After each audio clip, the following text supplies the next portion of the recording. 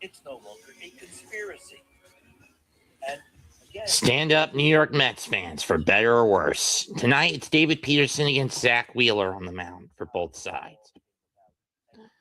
And anyone who knows me knows I got a bad feeling about this. Lineup is as follows: Benj, Bichette, Soto, Young, Ewing, Semien, Bainey, Alvarez, Torrens for the Mets, who are in right, short, we had short, in left, first base, center field, second base, third base, DH, and catching respectively. For Philadelphia, it's Schwarber, it's Turner at short, Schwarber DHing, Harper at first, Bohm at third, Edmundo Sosa in left. Marsh is going to be playing right tonight. JT Realmuto catching,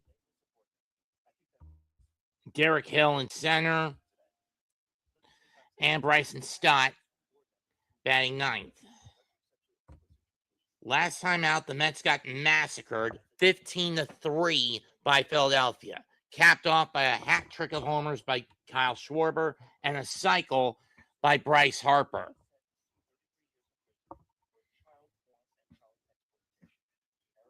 Happy Father's Day by the BTW.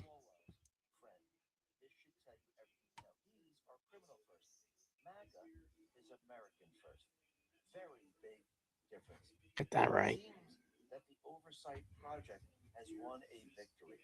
It looks like Jason Benetti, John Franco, and John Kruk. How ironic. A Met alum and a Philly alum in the broadcast booth tonight.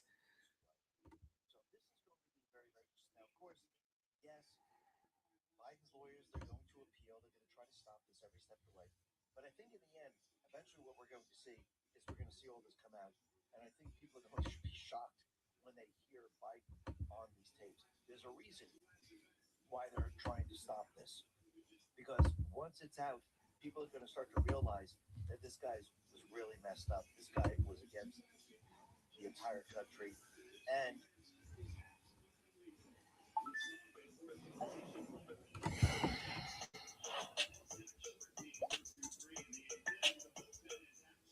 he didn't know what was going on. Yeah.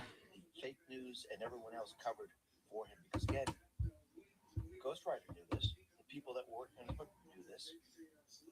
The individual who was investigating his classified documents knew this. They all knew it, and everyone's now seeing because Obama's garbage can opened up.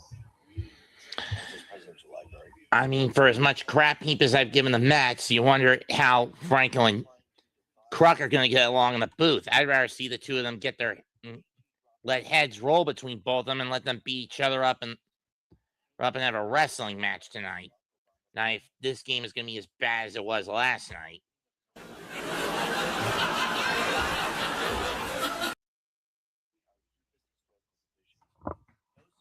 And there's Anthony Rizzo from inside the pitch.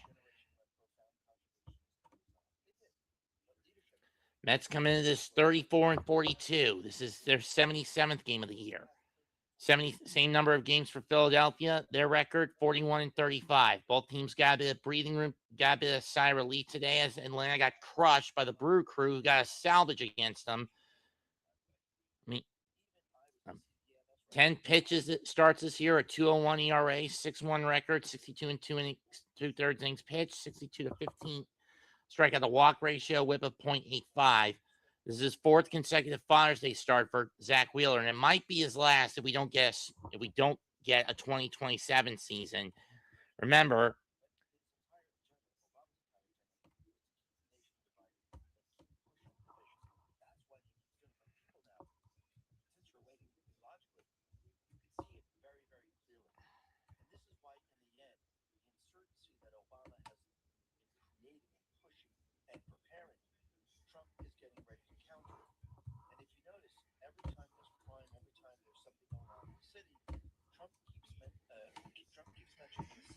Zach having that surgery earlier last year, having that thoracic issue, he's openly stated he's hanging it up after 2027.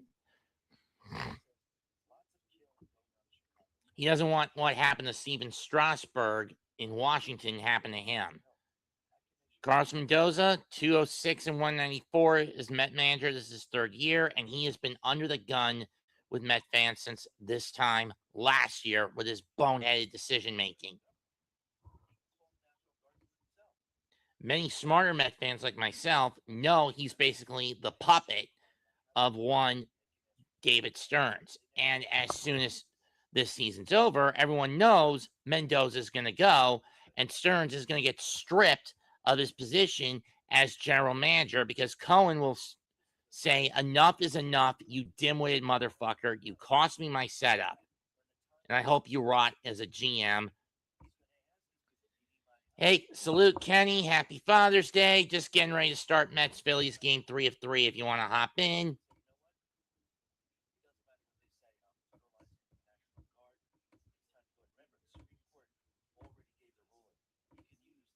I think I just sent you the link.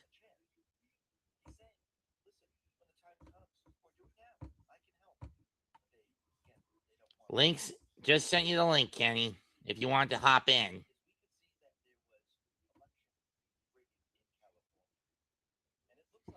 Wheeler warming up on the mound. He'll face Carson Bench to start the game.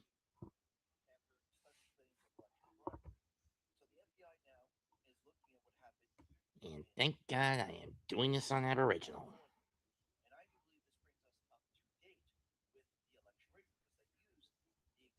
One thing I hate about doing this game this way is it being on NBC is twofold. One, during the summer months, my NBC networks tend to fade in and out on me due to the heat. Two, Peacock is always 2 or 3 pitches behind the pitch cast, and it pisses me off. In 8 of his 10 starts, Wheeler has given up 2 or fewer runs. And unlike someone like, say, Jacob deGrom or Nolan McLean, the Phillies have managed to hold the line when that happens. Carson Bench had a 2-run homer last night in the 8th inning, one of the only spark in the 7th or 8th inning for the Mets, one of the only good spots New York had last night. Granted, 5 of their 7 hits were singles. The other 2, a solo bomb by Vientos in the 4th that broke up the shutout, which had been our stomp. And I'm going to be blunt. That game last night proved Freddie Peralta is not starter 1 material. He's a piece of garbage who should be demoted to starter 5. And either Nolan McLean or when he gets back, Clay Holmes should be starter 1. Not that dim-witted piece of shit.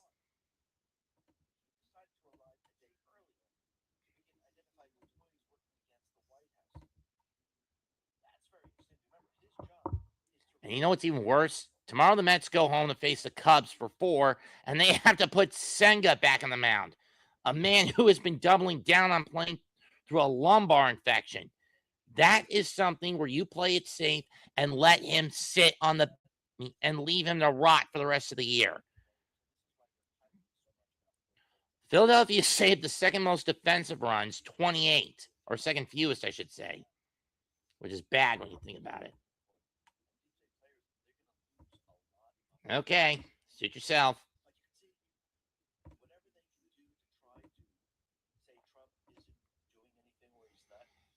And first pitch at 7:27 p.m. Granted, I'm still single when you think about it, but yeah.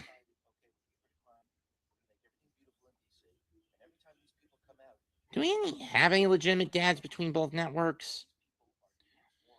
Zach Wheeler's arsenal, fat four-seamer, sinker, splitter, sweeper, cutter, curveball, predominantly relying on the four-seamer, but his best pitch is his curveball, even though he doesn't use it all that much, especially when you consider that hitters are batting at the Mendoza line when he does go out of his way to use it. What the fuck are pro-algae protesters?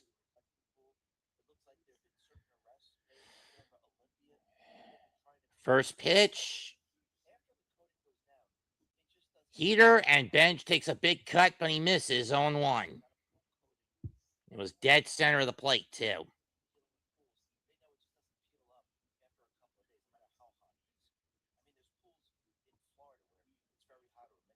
Curveball in the dirt, split finger in the dirt, 1-1.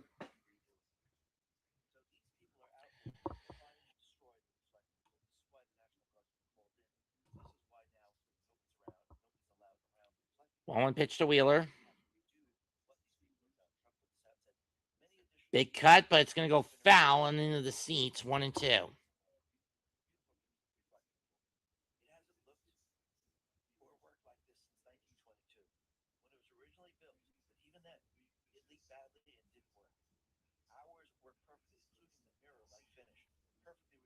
Foul at the plate. We'll do it again. That one was the curveball that, again, Wheeler hasn't used all that much this season.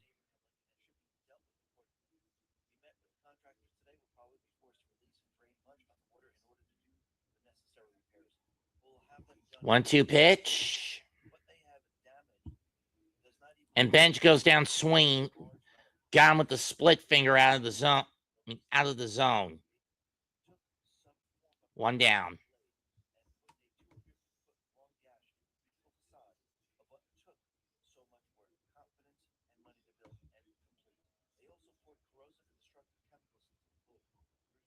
Here's Bo Bichette.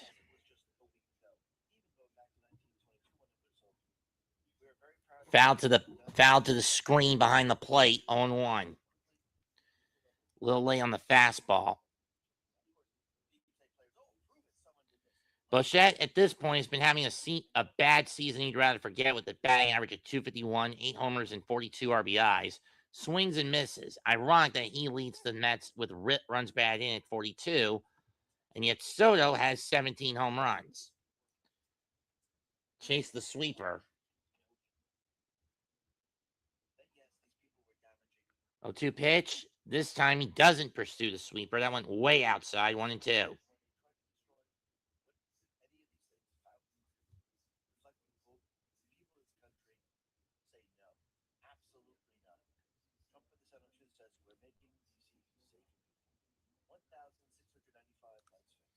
And once again, like the brain-dead pieces of shit that they are, the Mets are showing no discipline at the plate. Strike 3, another sweeper out of the zone. I don't know why the fuck Bo Bichette is chasing that kind of a pitch. Dumbass.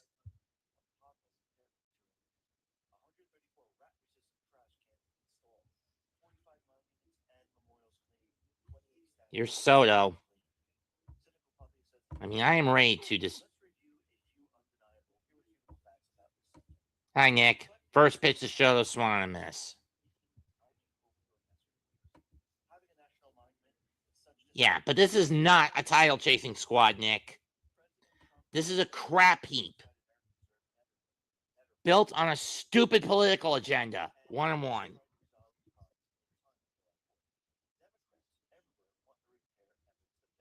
One with the 4-seamer. 1-1 pitch. Goes too far in with the cut fastball. 2-1.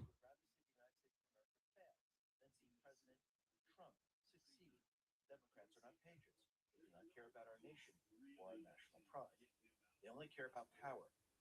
And to achieve power, they would destroy our nation if that was what they deemed necessary. It's basically the same ethos that caused them to... That's fouled at the plate. 2-2. One with the sweeper. One with the sweep. To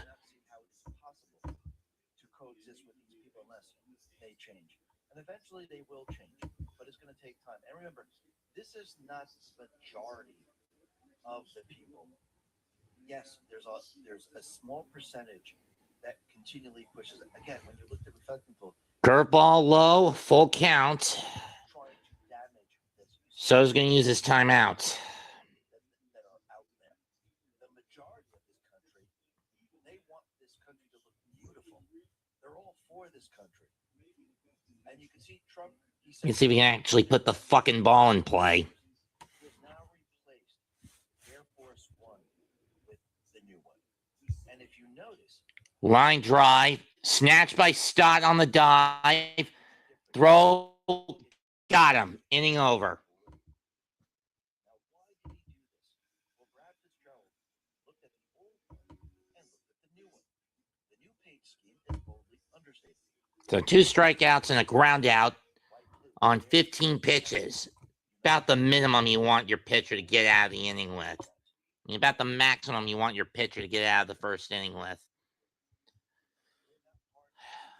Let's see if Peterson can get a fucking clean inning, something Peralta couldn't do at all last night. If he doesn't, this is where you need to fire Mendoza for his incompetence. I mean, seriously, if Peterson has a hip issue again, why double down on bringing him back out? You'd be better off benching him for the rest of the year. Or forcing him under a damn knife.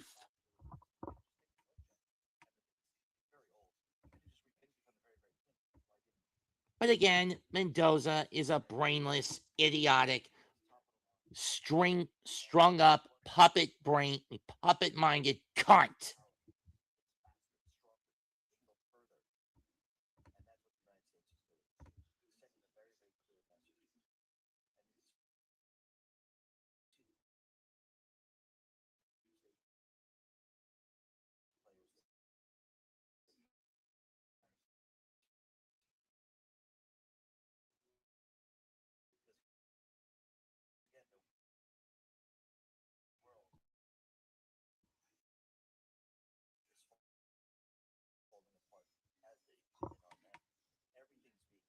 We're to the race.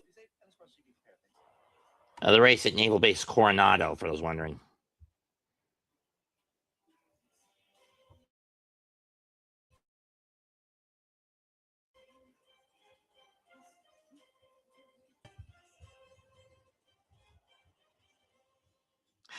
$16 to go.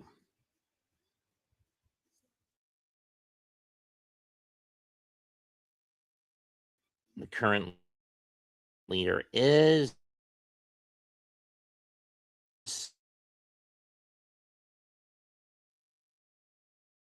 Carson Hostar. Then Larson. Pitch, ball one to Turner. Peterson has been dog shit this year, mostly due to that hip issue he's tried to cover up. 2-0.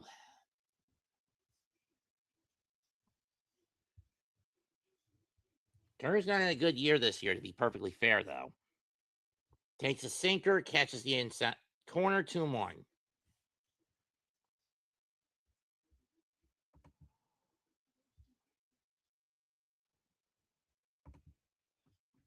That's fouled off, 2-2.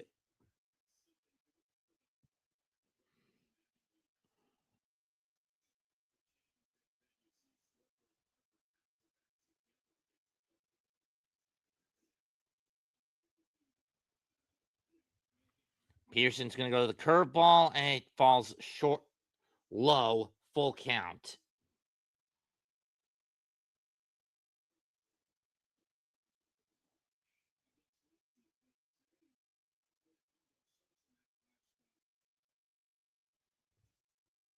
Too far in, ball 4. And Turner's on with a leadoff walk. Fuck you, Carlos Mendoza, for this incompetency. I hope you get pink slipped sooner rather than later. Though I know at the soonest, you're getting fired when this season's over. Because I know Steve Cohen has seen what the hell this dumbass is doing with this team. He's ruined the team from last June to now. Now with his dumbass gambling, dumbass decision-making, foul tip on the slider, 0-1 by Schwarber. They've had one of the worst records going back to in baseball, going back to last June.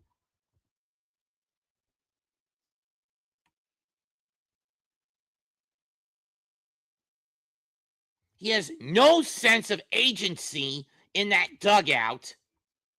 1-1.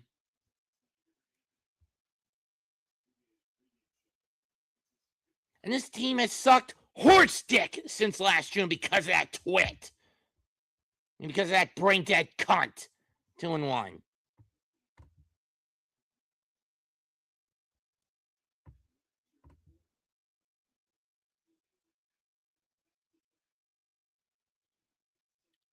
And he goes outside, 3-1. This is why fuckwads like Peterson, who are pitching hurt need to go under the knife instead of doubling down and bringing them out, whether it's bulk arms or as starters.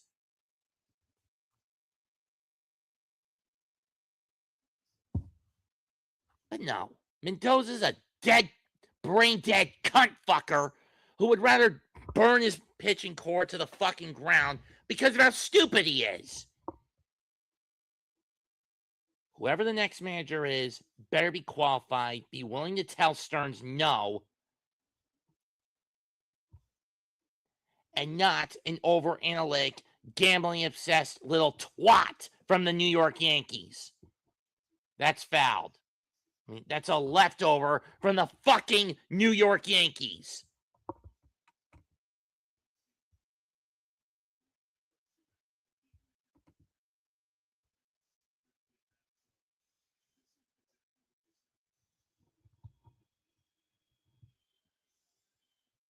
Hell, if I was the GM of this team, I would stop all the games with this team basically kissing ass to select people groups. Because this team does not need to be a team of have a front office that's full of fucking suck-ups.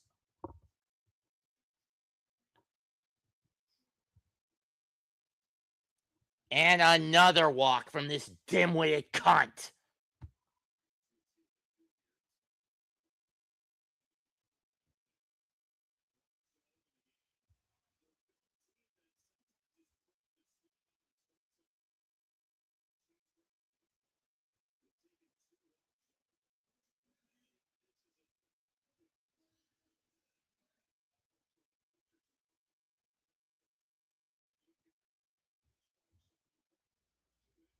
And this is what Bryce Harper did last night. Homer in the first, double in the third, single in the second, single in the third, triple in the fifth. Ball one, and Torrens is not going to challenge this again. This is 3 fucking hitters in a row that Peterson is falling behind on. Can we get this dimwit fucker off the mound, please? That's fouled off, 1-1.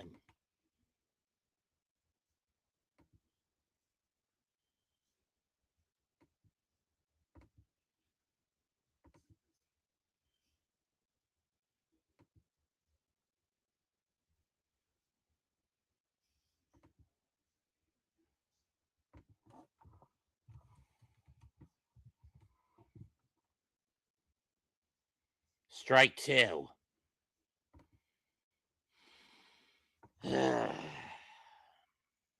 I'm sorry for being this pissed with this team, folks, but I can't I just can't bullshit or even sugarcoat this. But there is no way for me to sugarcoat this, even as a Met fan of 30 fucking years.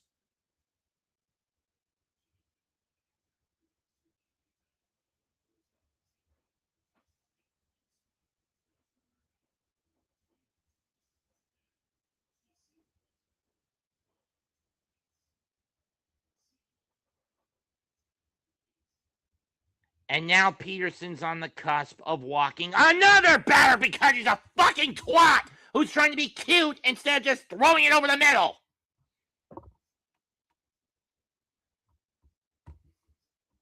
Just throw it over the damn middle of the plate, you little cunt fucker.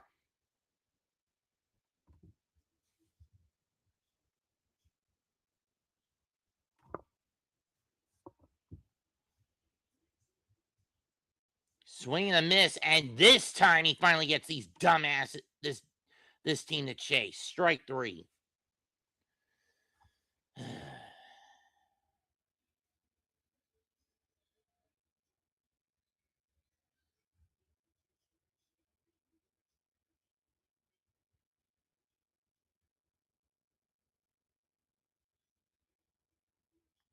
Here comes Alec Boehm. His track record against Peterson speaks for itself.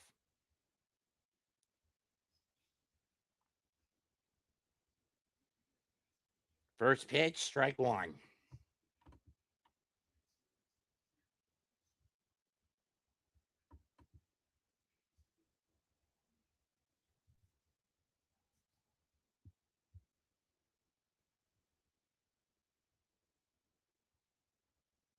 Pop foul, and that's going into the seats behind the plate. 0-2.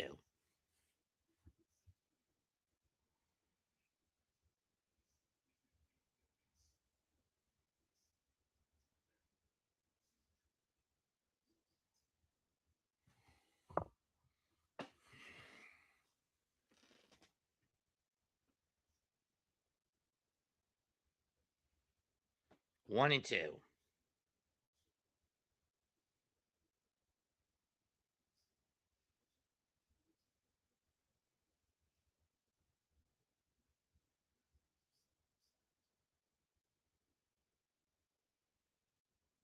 Ground ball, scooped up, and pulled off the bag. A run's gonna come home. 1-0 Philadelphia.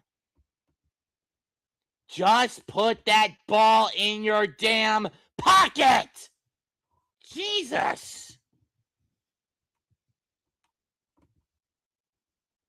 Seriously, Brett, I get you haven't played third base in 24 hours, but come on. Anyone would have, you've been in this team for what, 5 years? Anyone would have the brain, no, you're not going to get that ball to Jared Young. Just put that damn ball in your pocket, step on the bag, and get the force out. Stupid son of a bitch.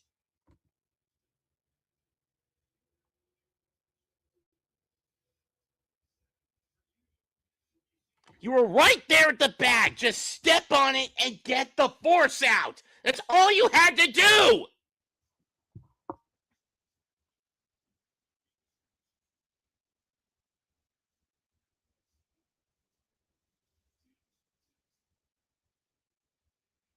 Or at least dive for the base and try to get the force out.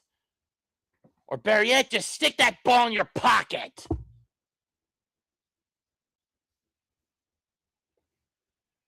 That's all you had to do. Just stick that ball in your pocket. Infield hit and ground ball. That's going to score another run. Safe. Fuck you.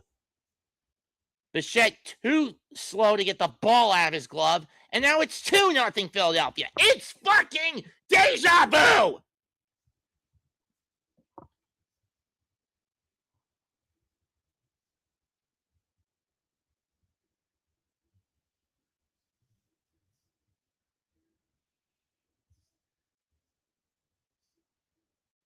Can this team wake the fuck up? Before I decide to hunt each of them down and pick them off one by one. Ball one. I mean, at this point, enough is enough. I don't care that I got to do the games in a couple of weekends against Atlanta. One on the 4th of July and the other on the 5th. I mean, this season's already lost to me, so don't get me wrong. Wrong, Mets fans.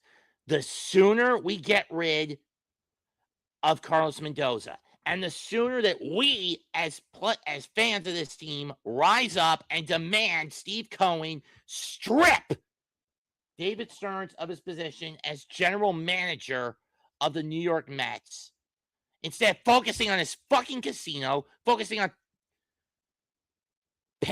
being a panderer to certain political groups, and instead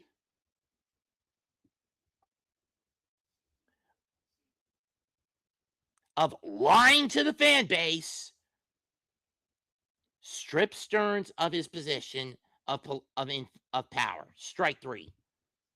As the GM. Hire someone who knows what it takes to build a winning roster. Hire someone who is not influenced by political bullshit. And hire someone who puts anybody who does that kind of shit under the gun. In and out of the locker room. And the fact this is Peterson's first start in almost a month is sickening. And they decided to double down on putting him out there tonight. Line drive caught by Young, inning over. 2 runs, 3 hits, 1 error, 2 left. 2-0 Philadelphia after the first.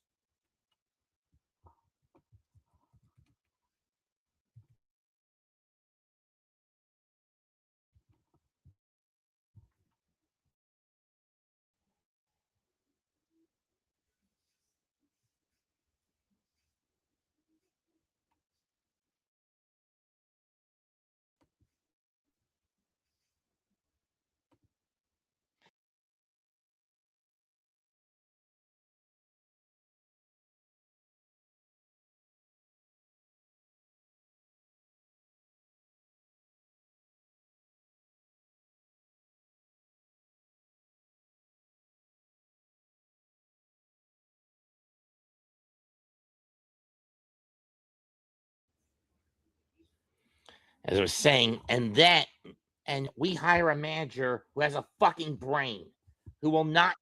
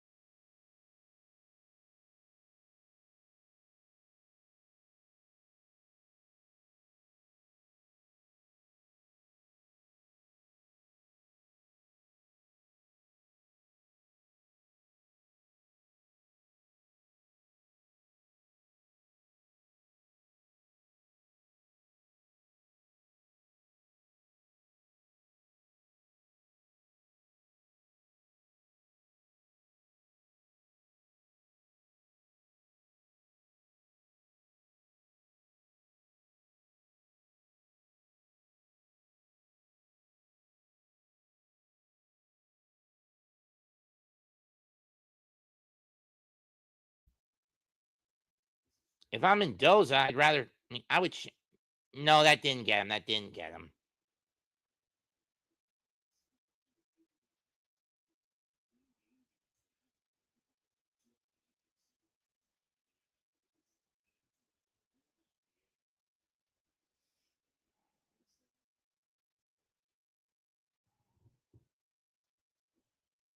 Outside 2-1.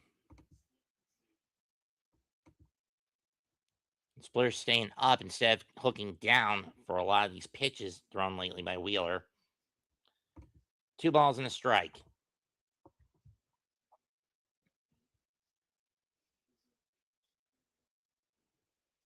Just misses the outside edge, 3-1. So what do you do if you're Ewing? Green light or do you red light this?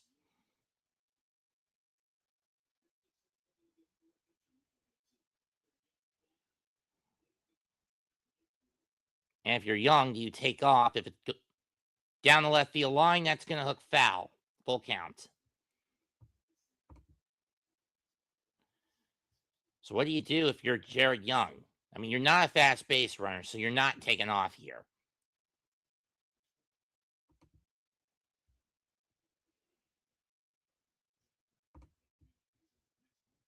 Payoff pitch. Split finger, driven the right center field. That's going to fall. Marsh has to play on a hop, and Young hits the brakes. He'll stop at second.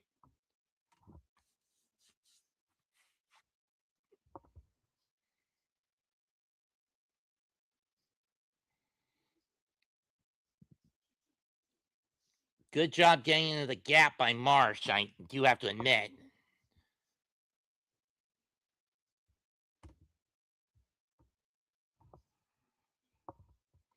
First pitch to Simeon. Catches the upper outside corner, 0-1 with the sweeper. Simeon's had a shit heap of a season. 222 batting average, 9 homers, and 29 RBIs with a 635 OPS. I mean, he's at least on pace for his 15-homer quota.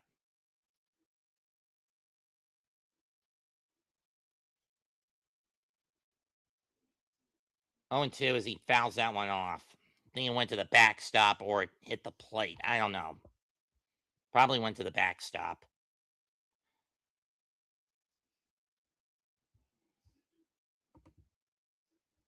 On a sinker that didn't sink. In the dirt, 1-2.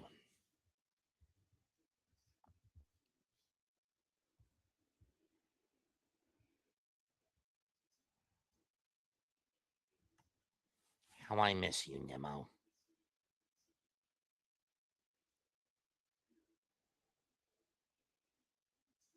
One-two line. Caught, and everyone caught in the air by Bohm, and everyone hits the brakes. 1 down.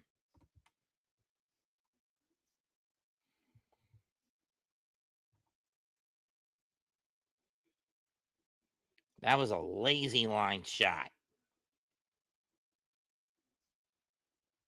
Unlike Wagaman last night, Bohm didn't trap that one. Here's Brett Beatty.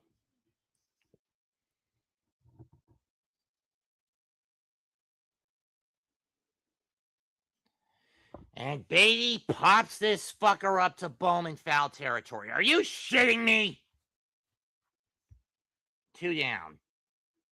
First pitch he sees, and he chases after it. Does this kid have no plate discipline? Or very little of it? I have a feeling we're demolishing this core when we get to the trade deadline. We're gonna go fire sale mode like we did in 2023. Get rid of Vientos, get rid of Beatty. Because again, we are not showing any fucking discipline. Ground ball to Bohm, and he'll get the final out. Is there no fucking plate discipline on this team? Even outside of Soto. No runs. 2 hits. It's 2 stranded.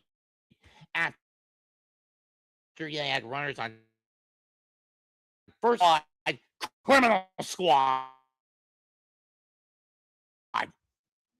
And squad after who's nothing and president of baseball operations. God, I really do sound like Donald when it comes to baseball.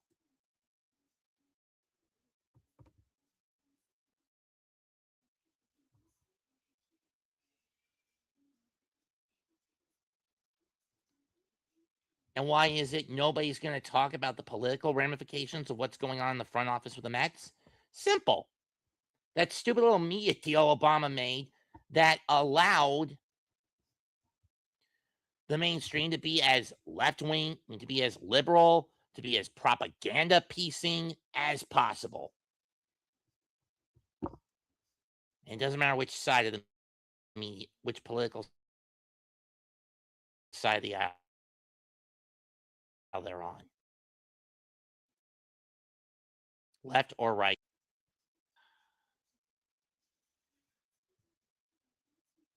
And another fucking stream lag.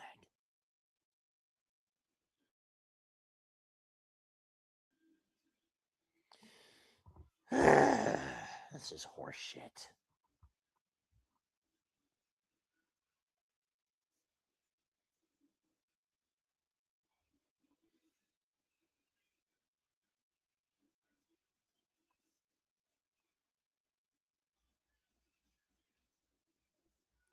And out of the four major sports, I've torn down my audience to basketball, to football, to hockey, to wrestling. Okay, that's five, but you get my point.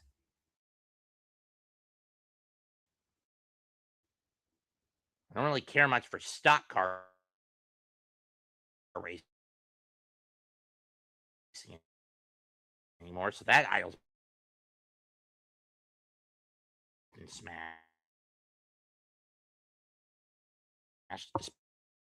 especially since many of the avant-garde hung up their helmets, their gloves. There's a pass.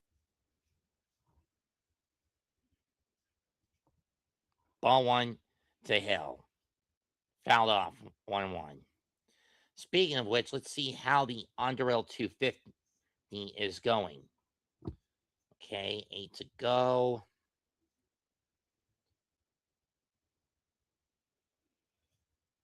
Leader is Tyler Reddick now. Bubba Wallace has come back from losing a tire early in the second stage of the race.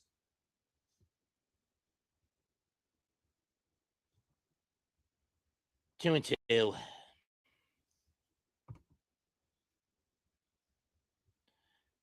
Bubba's up to third for those wondering. Derek Hill, didn't know he was a 13th. This is his 13th year in the league. He's drafted by the Tigers. He got acquired on June 11th after he got let go by the White Sox.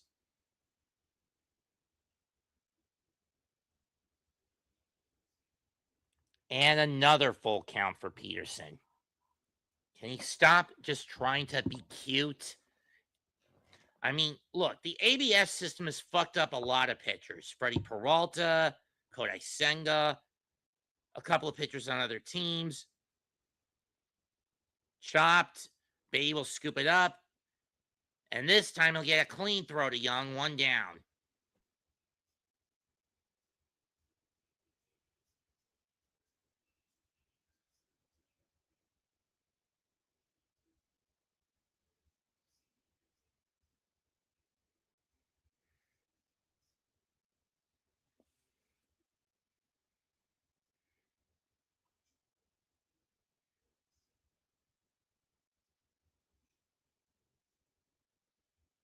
Strike one.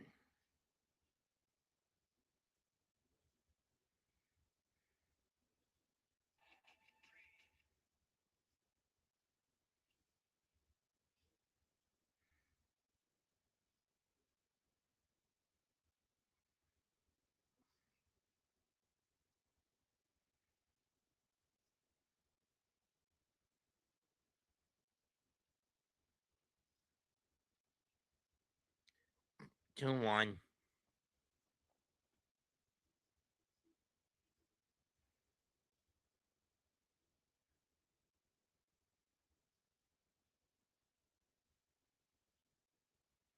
Driven to the right in the center field. That's a base hit for Stott. And we go back to the top of the lineup.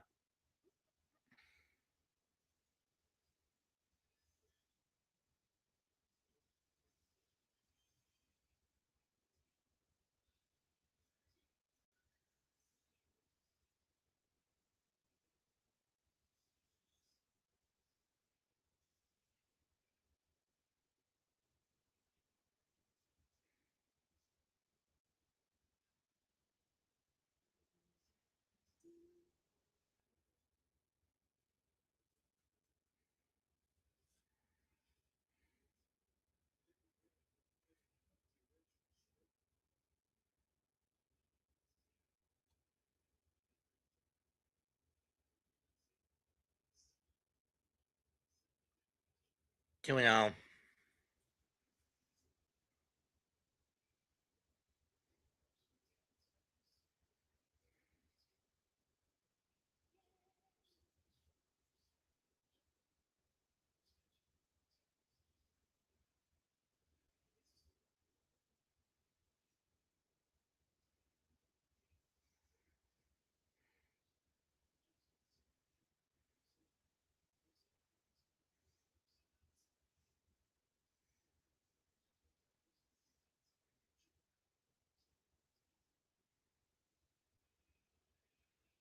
Three-0 pitch.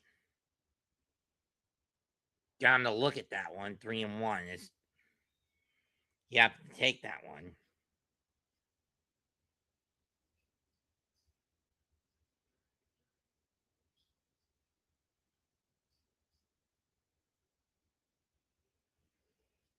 Swing and a miss. Full count.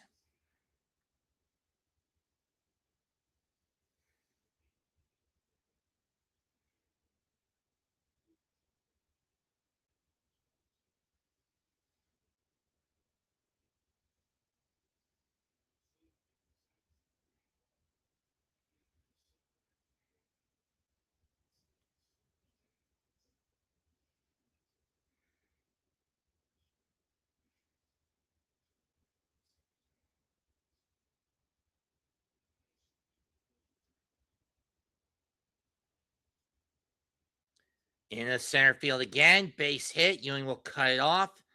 And Stott hits the brakes going station to station. And the Phillies are doing the same thing the Mets did to them in the first inning, but with 1 out instead of 2.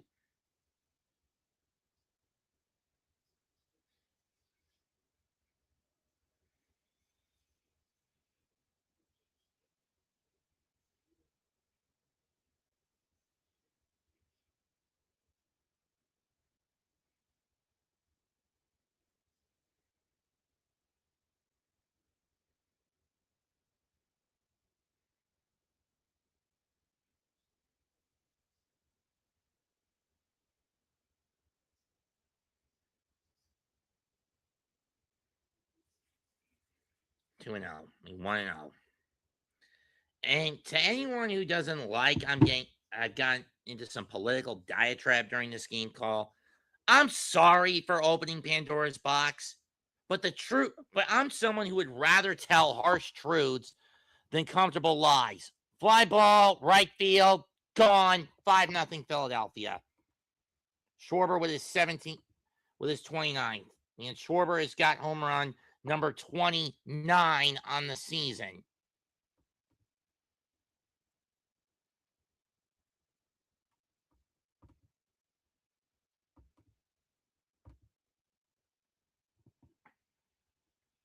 It's fucking deja vu because of Mendoza's incompetence. Get the noose ready, folks, because I think we should be getting ready to hang this boneheaded piece of shit who calls himself a manager.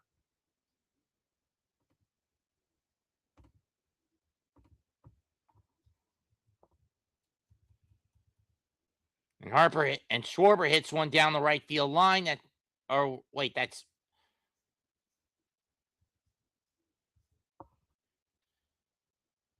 was Hall. That was Harper down the right field line towards the wall for a double.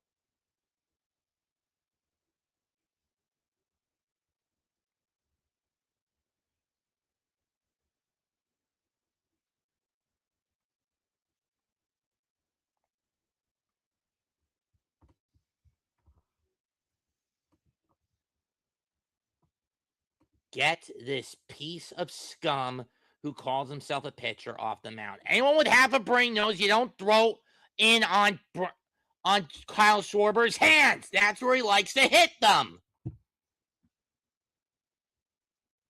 You boneheaded fuckers.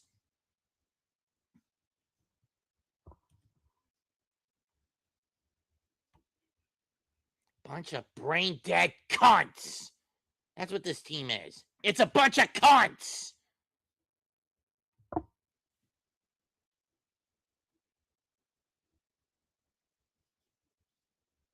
Strike one to Bohm.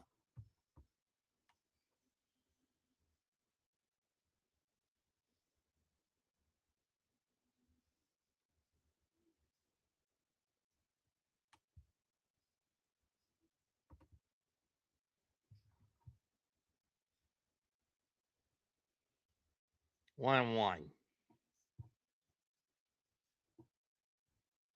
I mean, when you consider that the Mets front office is made up of nothing but political ass kissers who would rather sweep their conflict avoidance and political infighting under the rug instead of talk about it, frustrates me. Soto comes in on a pop fly shot left center. He'll make the catch, 2 down.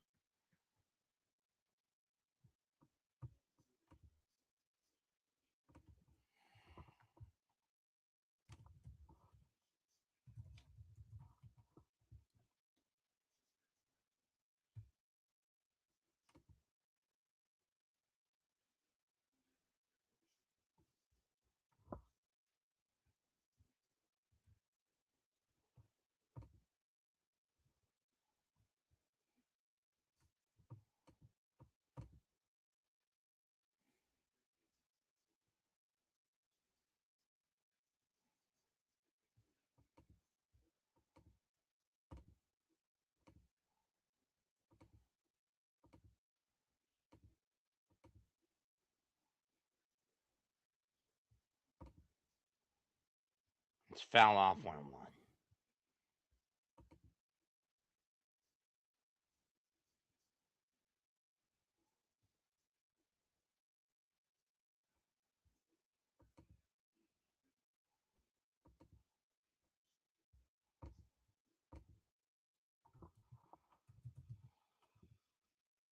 One, two. Torrance fake throwing back to second.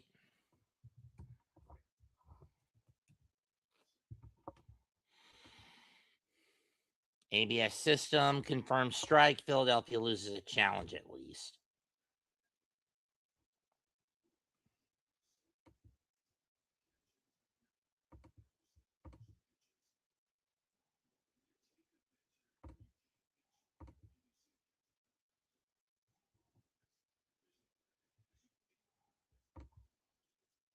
Fouled off.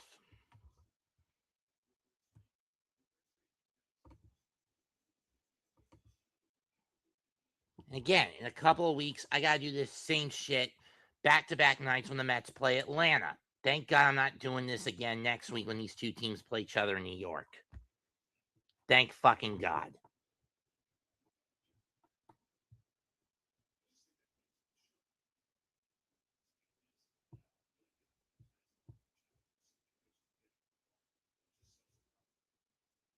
Two and two in the dirt.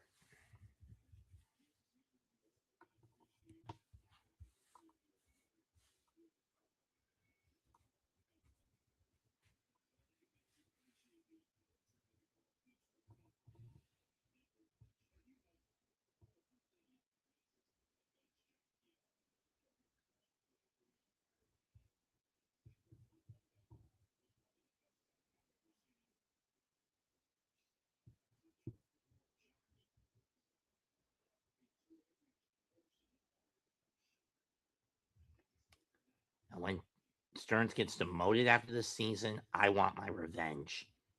I think this fan base wants one thing, and that's revenge. Ground ball to Bichette, inning over, but not before the Mets give up 3 on 3 hits. The big one, Schwarber's 29th bomb. 5-0 Philadelphia through 2.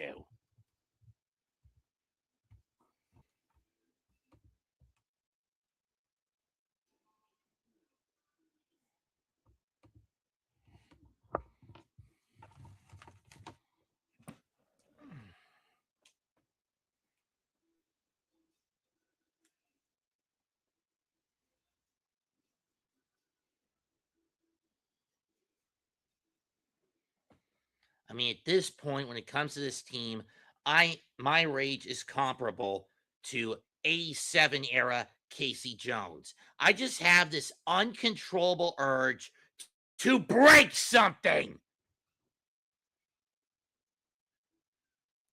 and someone. I mean, give me every sporting good you can get your paws on.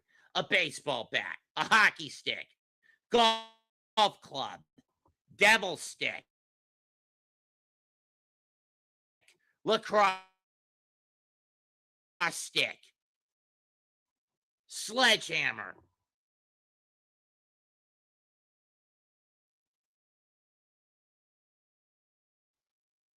tennis racket if I had. Hell, I'll even take a willow. Well, if I had to.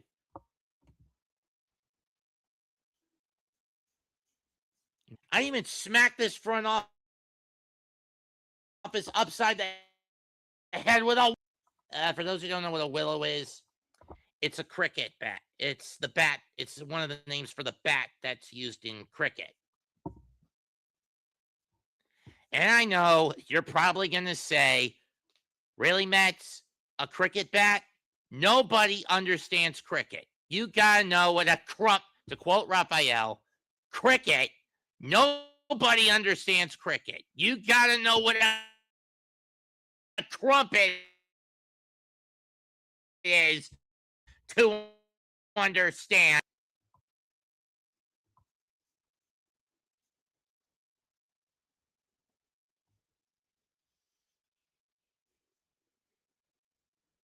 Oh, 4 hits, excuse me.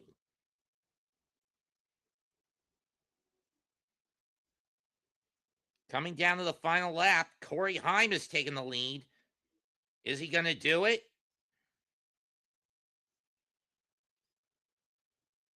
First pitch to Terrence, and he'll take ball 1 that just misses the corner.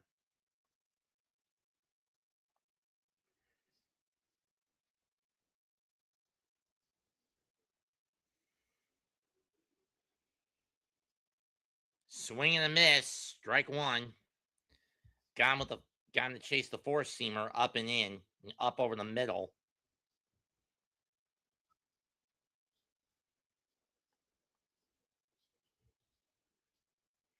And at the finish, Corey Heim will take the checkered flag in the Onduril 250 at the Coronado Naval Base. 1-2 on the foul by Terrence. I need something to take my mind off how bad this game is for the Mets, folks. 1-2 pitch. Strike 3. Strikeout number 3 on the night for Zach Wheeler. Richie Ashburn, Roger McDowell, Lenny Dykstra, Zach Wheeler. All men who have played for both teams over the decades.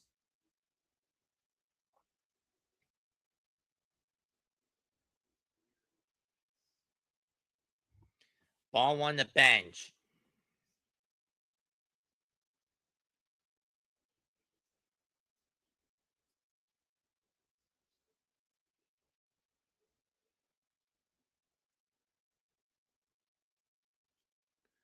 Bench hits this one. Deep left field. It's going back to the track, to the wall, and the Mets are on the board. Home run number 9 for Carson.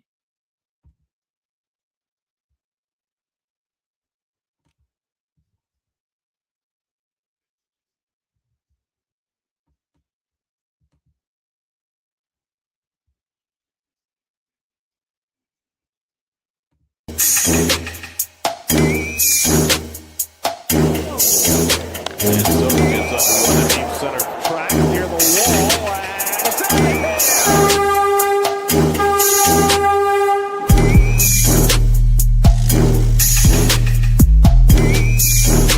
time and ahead, 0-2. And he flies one out to right field. Back goes Tucker to the warning track. Back in the field. It's out of here. 1-2 to Alonso. And he lifts one out to right field, chasing Rodin back to the warning track, and it's out of here!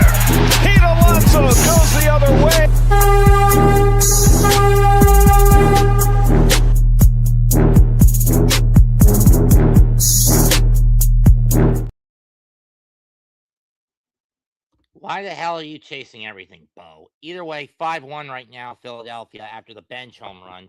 For Carson, that's home run number 9 on the season.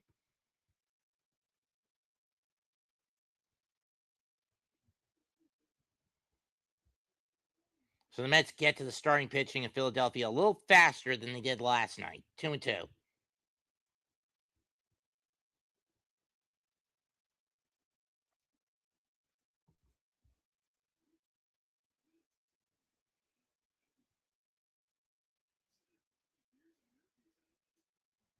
Three and two.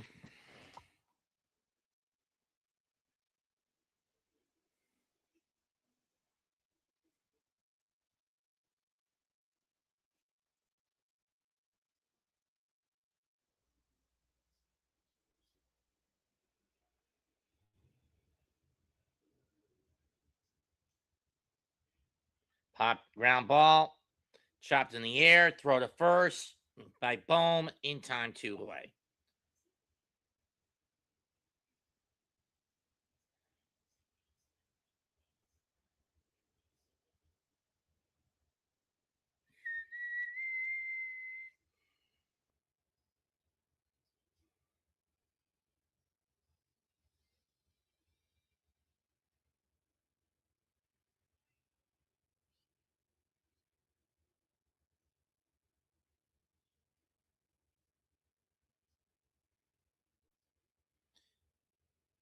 Ball 1 to Soto in the dirt. For what I'm listening to, it's a radio drama episode.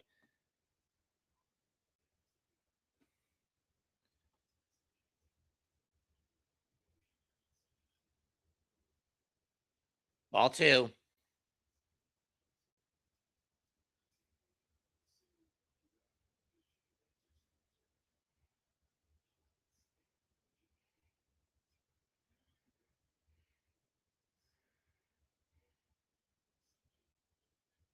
Two pitch. Soto gets a good piece of wood on this one. That's going to go into the gap for a base hit. But Soto's going to try to gamble, and down he goes, inning over. Should have just stayed on first, you dumbass. Hit's going to count, but he got tagged out trying to gamble, going to third, running for second. That is not, you should just hit the brakes on that. Mets get 1 run on 2 hits, 5-1 through 2.5 in favor of Philadelphia.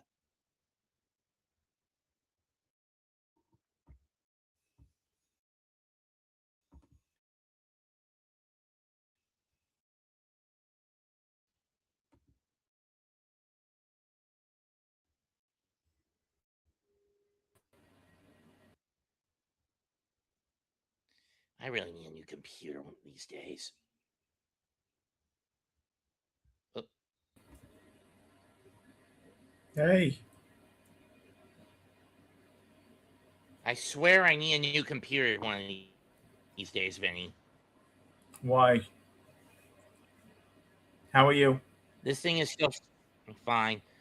This is a MacBook 12 I'm using. OS 12. Seth, I'll tell you something. You know, we have fun on here. You'll joke around, use the C word. I'll say MF all the time. But there comes a time when we're not even joking to make the audience laugh. This is just disgusting. And to think that we have to go through this. I know. I've even stated to everyone on the channels how pissed I am. Some people will take this for a laugh, but I'm being dead serious. I know you are. It's very, very hard to deal with this. And, it's not even that it's not even July yet. That's not even what bothers me. What bothers me is, you know what? Philadelphia was playing terrible. They go out on a limb, make a managerial change. The teams won 32 out of 47 or something. And the Mets the same thing every goddamn time they play. It's ridiculous. 48. 48? 48. 32 out of 40. This is just terrible.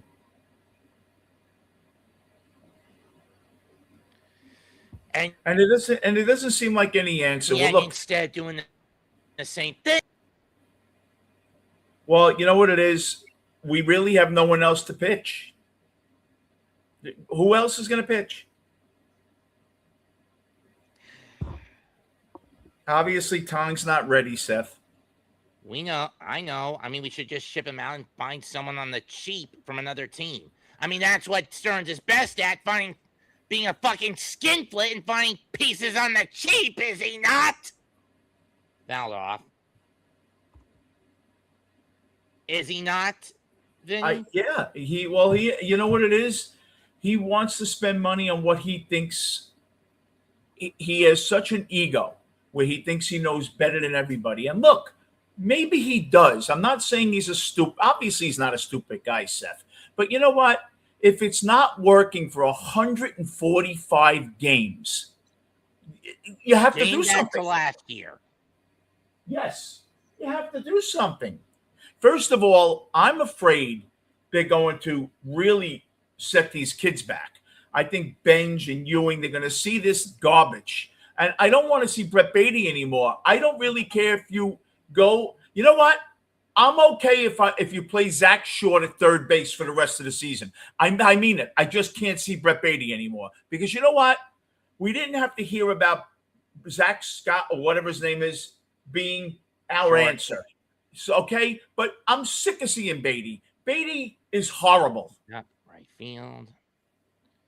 And you could say the same for Vientos, but at least he had one good year under his belt. Right. Beatty had a good second half last year, but you know what? Obviously, it was a mirage. Kind of like Vientos is 2024, and most people be content with just letting Jared Young play that spot for the rest of the year. I just don't know what oh, look, we've got a Where's Waldo cosplayer in the park tonight. Did you ever go to this park? Did you ever go here for a game? I've never been to Citizens Bank. The last one I've been to in the major level was Great American. It's the same designer that made this stadium, I believe, did Citi Field. There's one designer or two designers that do most of the stadiums. I think Baltimore, they're very similar. You know, they're very fan-friendly. It's a nice park to go to a game. How many times have you been to CBP? Probably 3 or 4 times. Almost all of them against the Mets? Yes. How I want to punch the Philly fanatic and give him the same treatment Tommy Lasorda did in '88. You want to punch him? Oh, come on. I mean, you remember that one time in '88 when he instigated Lasorda? I remember that. I do remember that. Yeah, Lasorda didn't take any crap. Getting Yuppie tossed out of a game. Yeah? Hubie, you said, or me? Yuppie. Hubie. Did you like Hubie? You know the former mascot. No, I said Yuppie. You know, the former mascot of the mascot of the Canadians. Oh, okay. You know, that orange Quebecois version of the Fanatic? Yeah. I will be right back. I've been on hold with my bank. I'll be right back. All right.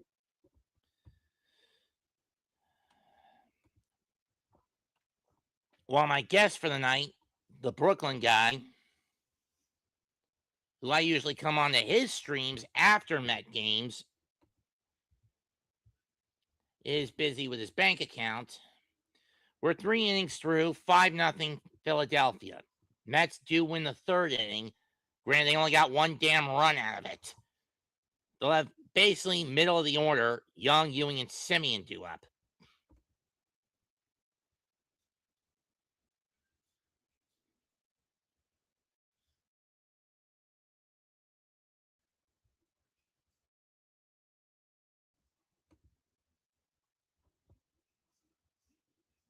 I'm surprised Corey Heim got the win tonight in this afternoon at the Naval Base race.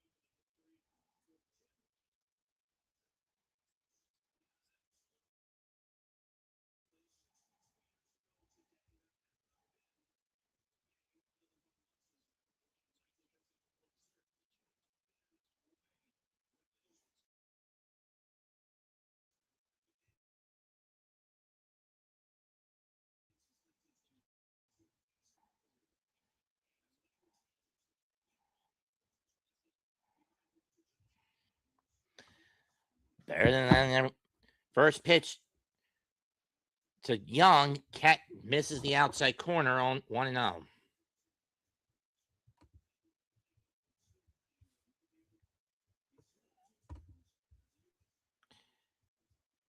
Two and 0.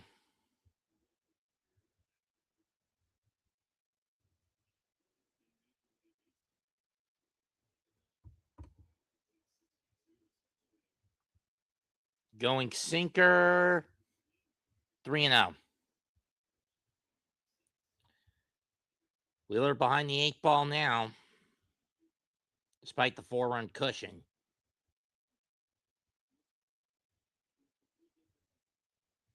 Is Young going to get red light or green light? Of course, referring that on this day, 2 years ago, Jim Bunning threw a perfect game against the Mets. Granted, the 64 Mets were rancid, oozing, barbecue, dripping, maggot-infested dog shit of a franchise that was still in its infancy. 3-1. Is there no discipline at the plate, Jared? You could have just let that one go and you would have gone the first by default. Full count.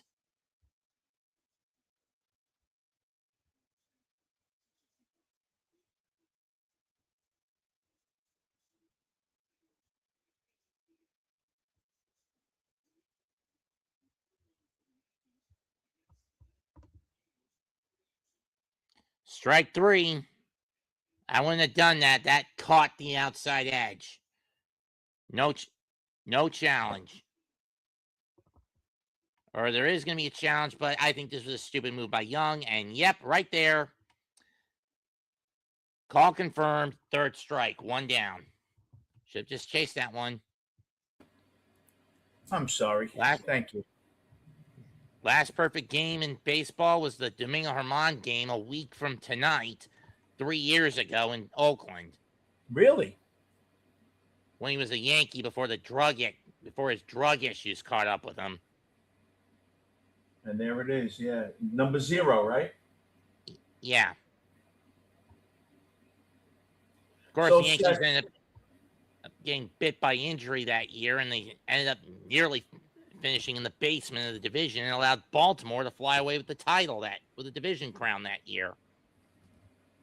So what do you really think here? Without, we'll try to be serious. Then, I'm going to be going on in about an hour. And of course, you're welcome to join me when you're done with your thing. What do we do here? Do you think that Mendoza truly will just not get fired this year? Again, Stearns still needs a shield. I wouldn't be too damn shocked if he extended him. Well, let me ask you a question, Seth. Honestly, if the Mets went on after tonight to lose 12 straight, you think Mendoza would get fired? Like, do you think they'd have no choice, that there would be a mutiny, that they'd have to do it, even though he didn't want to do it? You think he'd have to? Probably, because at that point, the fans would be breaking down the door at Citi Field and ready to lynch his ass. Yeah. 2-2 pitch to Ewing. Chopper to first, scooped up by Harper, flipped to Wheeler, 2 down. This is terrible. And all because this team's front office is a bunch of fucking ass political suck-ups. I know. Why couldn't we get an owner who doesn't give a shit about politics, who doesn't give a shit about people-pleasing? Because you're in New York. I mean, the Steinbrenner's were pretty hard set to keep the Yankees apolitical, were they not?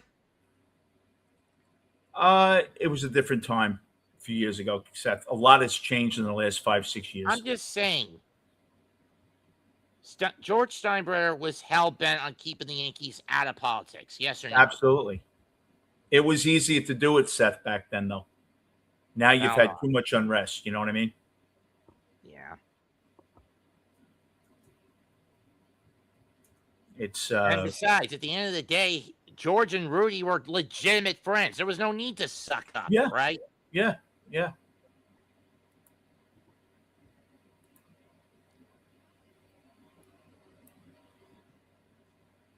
1-2.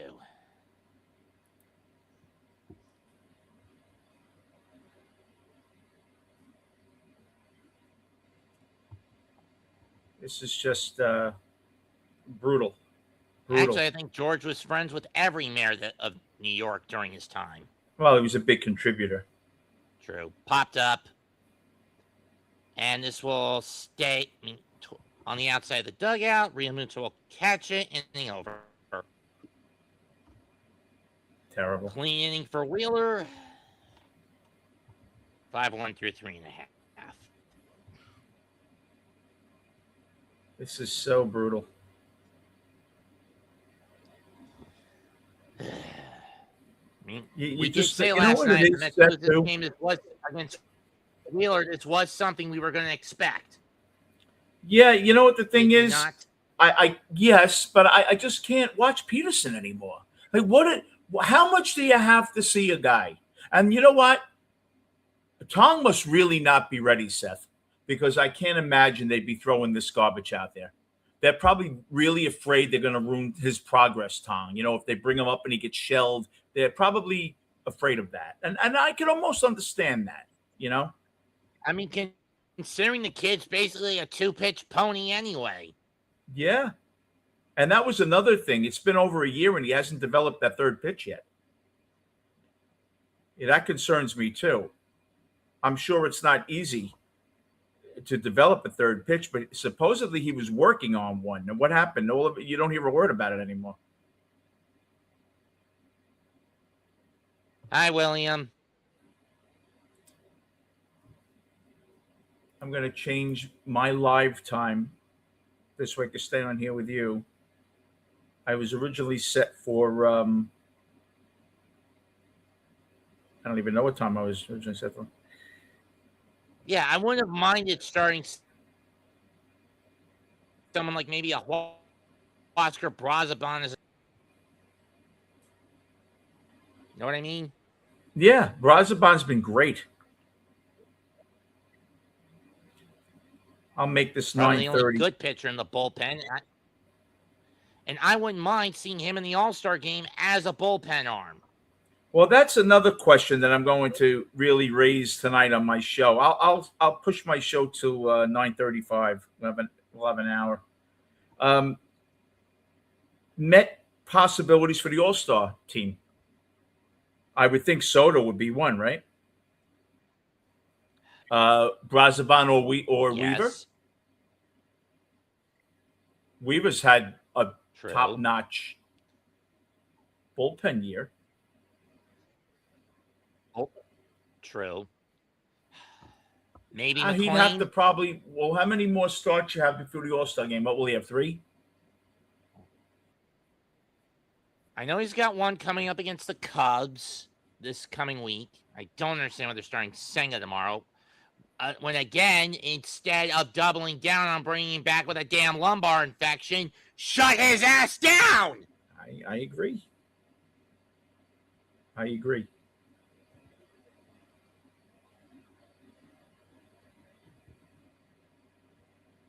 I just Strike 3.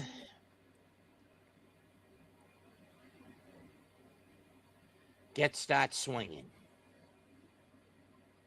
Let's go back to the 1990 All-Star game in Wrigley Field, the last time John Franco was in there, and of course the 92 and 93 All-Star games for John Kruk. Of course, the most infamous of the two was the latter. Oh, and the 2016 for Rizzo. Of course, the most infamous with Kruk in the All-Star game. You remember that game in Baltimore in 93? No. Basically, he goes up to bat against Randy Johnson. I think it's in the middle inning. And the first pitch, Johnson throws it over his head and nearly gives Kruk a heart attack. Then the next 3 pitches, Kruk is so far back in the bat on the edge of the batter's box, and he just swings at all 3 pitches with little to no effort. And really? misses them. Uh-huh. I didn't remember that. The game is up on YouTube if you wanted to try to track it down. I'll have to check it out. I like what you did here with this MLB Thanks. on here. I like that. 2-1 pitch is low, 3-1. The only downside is that this thing always jumps the gun when compared to the live cast. You know what the interesting thing, though, Seth, is? Peterson, his control has been terrible. They really haven't hit him all that hard. But Schwarber's counts as like 5 at bats, that shot. But they dunked him into center field a couple of times. It's, you know what? When you're continually behind in the count, you can't fool anybody. That's the problem.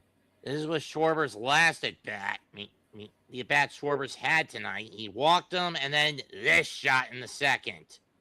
He is incredible, huh? I wonder if he's on a PD binge.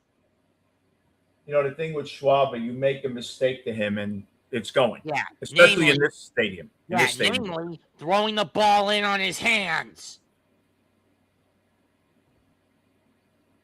Because where all 4 of his home runs in this series come from, when a ball is a heater that gets thrown in on his hands. Yeah. Well, you're not really going to beat him with a fastball. Unless you're throwing 99. Throwing on his hands, he's going to crush it. Yeah, if you're throwing 99, you might beat him on the hands. Not at 95, you're not going to. And Peterson doesn't have enough movement on his pitch. You know, he doesn't have that riding fastball.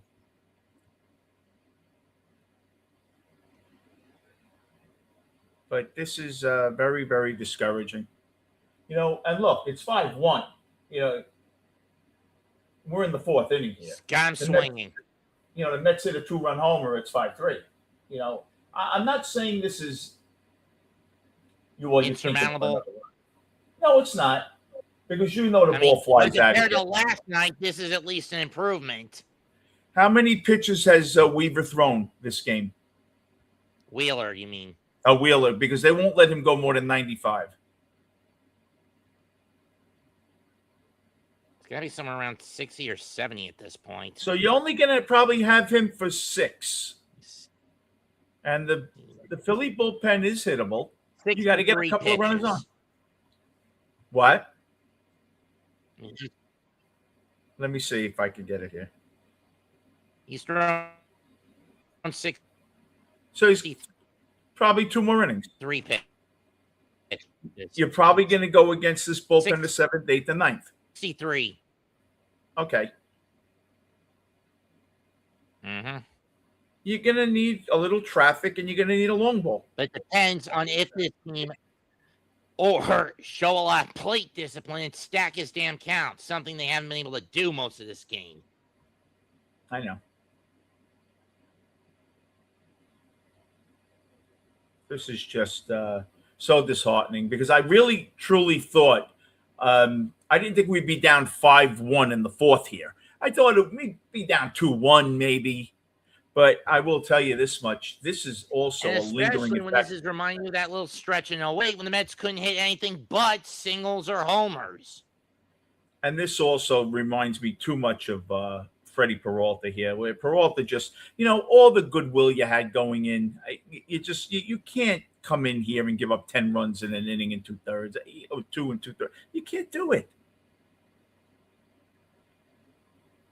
You just really can't do it.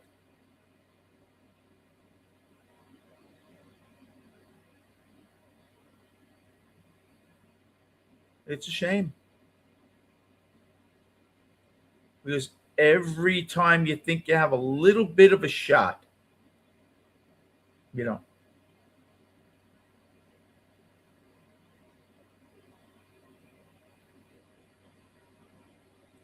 I don't know what we can do here. It's just very disheartening here. And we have the Cubs coming in, which would have been amazing. You hit 2 of 3 here, and then you got the Cubs coming in. The Cubs got a day off today because they're – and you know what's funny? The Cubs got a day off today because their game against Toronto got washed out. Yeah. Strike 1 to Beatty. 1-1.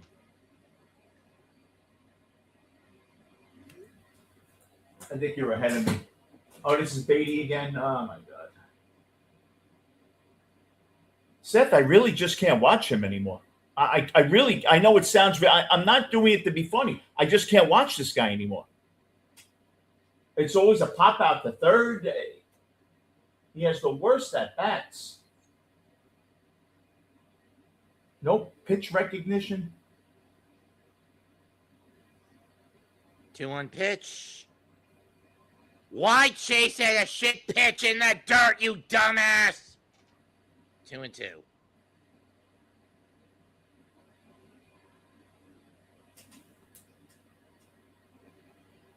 And this I've time he never just goes seen down staring at it. He has such a terrible approach at the plate. You know what it seems like, Seth? He always guesses wrong. He never guesses right. And he takes strike 3. Oh, unbelievable. When are they going to sit this guy? Enough already. When are they going to ship his ass out? Jeez, I would send him down. I'd send him down. I'd really give him a wake-up call. Alvarez takes strike 1. You got to send Beatty down. And sometimes I wonder how Alvarez recovers as fast as he does. Oh, it's incredible. He was supposed to be out 6 weeks with the knee, right? He came back in 3.5. What, does he rehab these himself? He's just a tough guy. Either that or he has an X gene that's comparable to Wolverine's that lets him regenerate. Yeah, right. Fouled off the foot, 1 and 2. He beats himself up so much. Still wearing pink. June can't end soon enough. And isn't he supposed to be wearing blue, baby blue today because it's Father's Day? Oh, he doesn't. No, he doesn't give a shit. It's Pride Month. That takes precedent over everything. Pride Month. You could have Jesus come down and do a Times Square sermon, and they would be covering Pride Month. 2-2. I'm just saying, wasn't the tradition that for every Father's Day game, everyone is mandatory to wear the baby blue? Yes, the only time I used to see pink was for Mother's Day, and then for the cancer awareness. Strike 3. You would see that. Yeah, but breast cancer awareness, that's more common with football, isn't it? Well, I think they used to wear it, the ribbon or something. I'm just saying it's more common in football than it is in baseball. What are they looking for? These are fastballs down the middle, 90. What are you looking for? You know he's trying to get ahead of you. He's up 4 runs. First of all, Seth, the hitting coach has to go. This hitting coach is atrocious. Well, what do you think? He's fucking Brian Snitker's son. They don't have a clue, this team. Well, now, does Lindor return tomorrow, Seth? What? Does Lindor return tomorrow? It was either tomorrow or Tuesday. I would think tomorrow, but if he's ready, he's ready. I think if they lose this, they have to.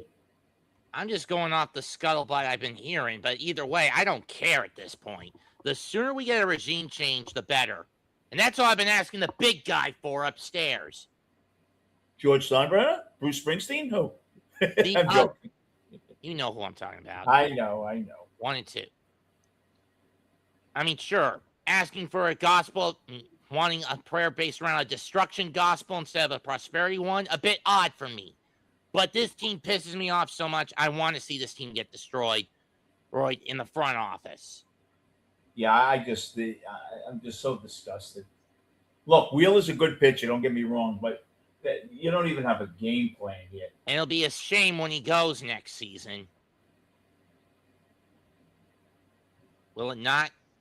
What is he, 36 years old now? Something like that. But I'm just saying because of the surgery he wants, because of the issue with the thorax. Pop-up, any owner. He's going to retire? That's what he said last year when he had after the surgery. You know what? I would. You're right. They kept him out most of. I would think it depends how close they get to a World Series this year. I'm just saying that at this point, if he is going to retire in 27, do it. You don't want what happened to Steven Strasburg happening to you. That's why he said that. Yeah, I agree with you.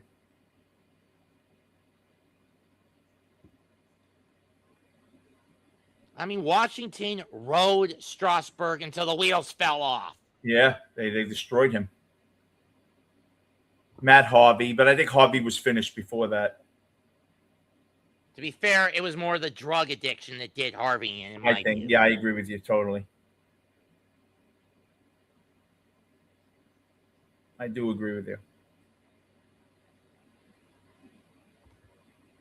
Austin Warren now comes on the pitch. Peterson's done after 4 innings, 5 runs, 6 hits, 2 walks, 5 strikeouts, and 4 earned runs.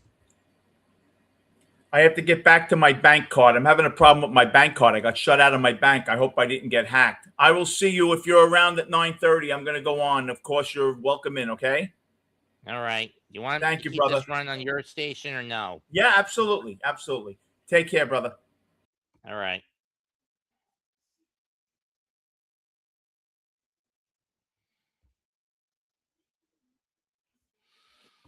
So, yeah, until this game's over,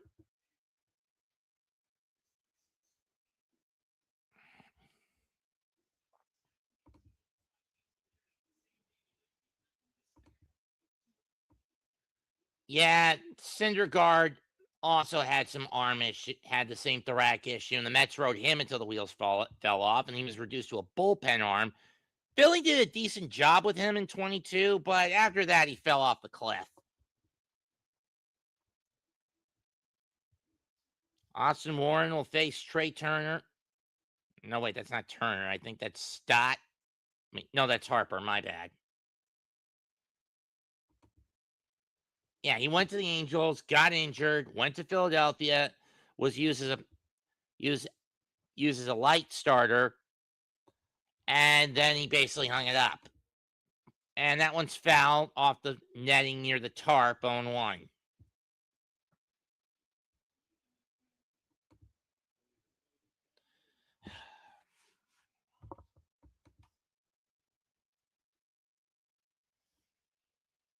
Upstairs, 1-1.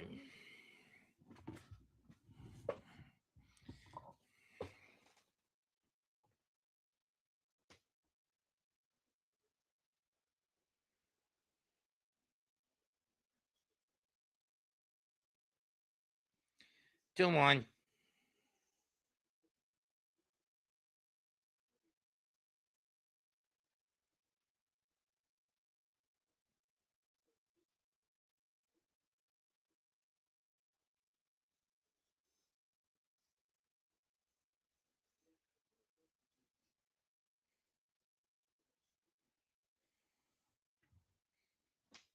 Three one pitch from the Rabbit.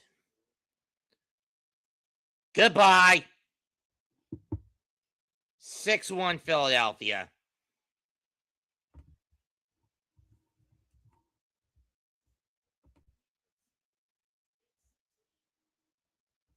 And Harper's halfway to another cycle. 6-1 Philadelphia.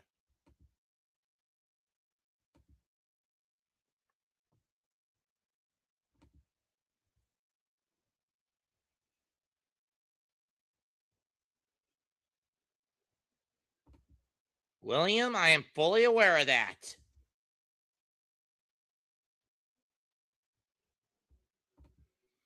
That's number 17 on the year for Harper.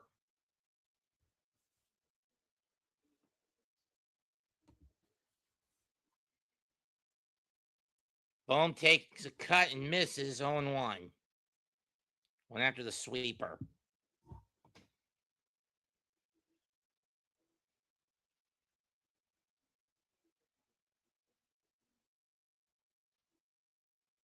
Oh, and to Austin Rover, a.k.a. Tiny Tino, the big Philly rage-baiting piece of shit troll on Facebook and YouTube, don't fucking rub it in, all right? What you view as humor, I view as annoying.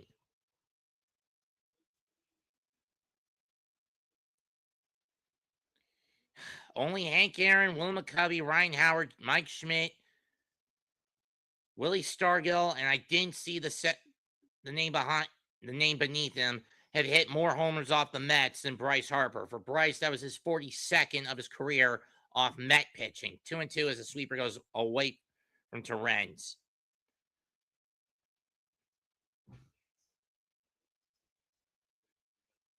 Full count.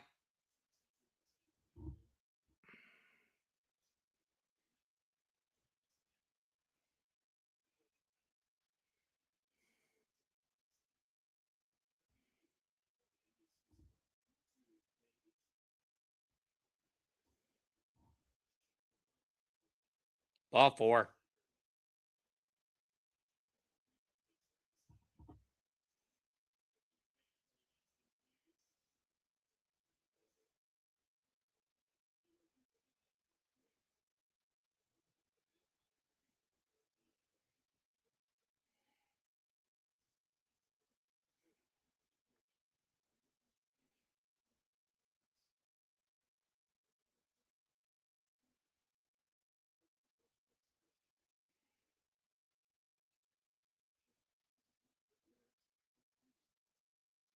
Strike 1. 1 to Sosa.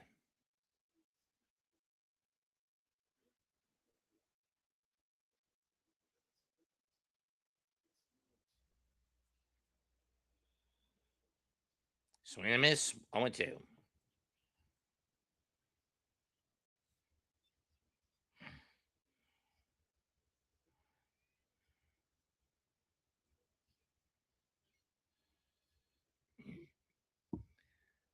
I mean, seriously, where's Perona and her negative ghosts to really beat this team down when you need him? As far as or at least beat Mendoza down when you need him. I mean, give me a hollow fruit. I'll hit Mendoza with one. And you know why? And of course, let's go back to the Doc Gooden fight of 1990. Many believe this is a fight that cost the Mets the postseason that year. Phillies were winning that game too, and then a massive fight broke out. Swing and a miss, strike 3. And I would hit Mendoza with it. And you know what I hope he'd be saying in there? I hope he'd be saying, I'm not fit to live as a human. Hell, I'm not even... Mendoza, you're not even fit to be fucking dog food!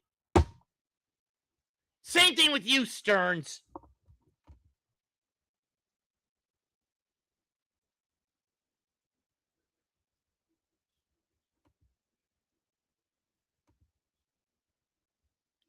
Perhaps. With what, Rhea? That Stearns is not fit to live, or he's not fit to be even fit to be fucking dog food? Or both.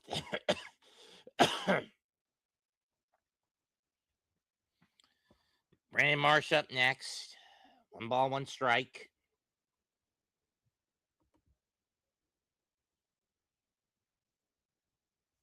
1-2. Why do you think I've asked Urinating Tree to do a darker version of Low Mets, of his Meet the Mets bullshit videos for Low Mets 2026 edition?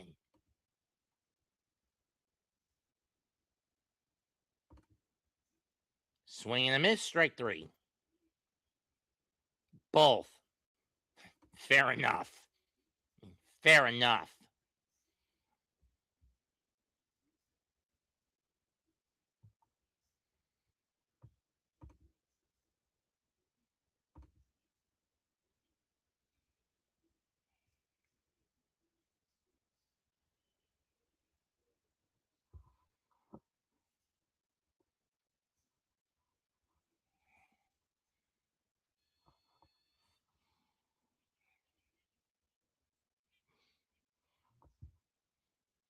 Something Usopp and I have in common.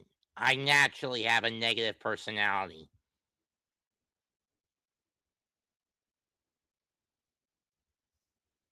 One and two. 0-2. That's true, Gio.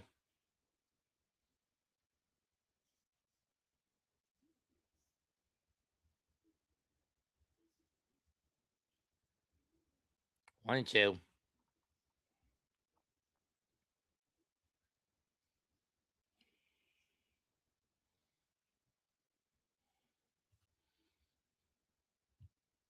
And for those wondering, if it means I get to do what I said with the hollow fruit to Carlos Mendoza, yes, I am willing to accept the trade-off of eating the damn thing. Line caught by Young, inning over. Mets still cough up a Harper shot. 5 innings complete, 6-1 Mets. And for those wondering what the trade-off / consequences are of eating a devil fruit, I lose the ability. Eating one would cause me to lose would cause my body to lose its natural inhibitions to swim for the rest of my life. In other words, any body of water deeper than a mud puddle, or bathtub without a flotation device around my body to keep me up. And even with said flotation device around me, I still wouldn't be able to move because, again, anyone who eats a devil fruit can't swim. Would never be able to swim for the rest of their lives.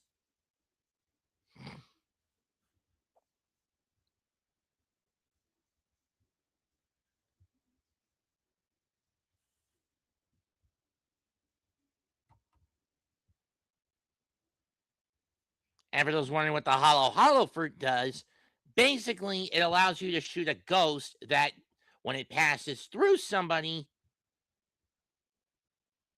it basically causes them to feel the absolute worst about themselves. All the joy gets sucked out of them. Not Dementor's kiss level of getting your soul of the joy sucked out of you, where your soul is also ripped out, but more of you become a depressing, crybaby little mess. Unless you're someone like me or Usopp, who would be immune to the negative hollows because you naturally possess a negative personality.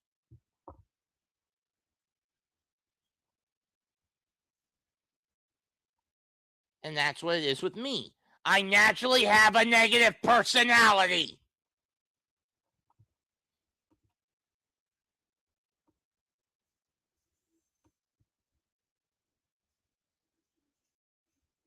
I do take showers, Rhea.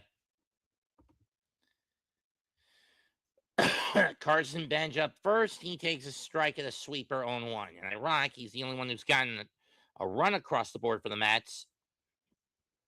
Big hack at the sweeper. Didn't make contact on 1.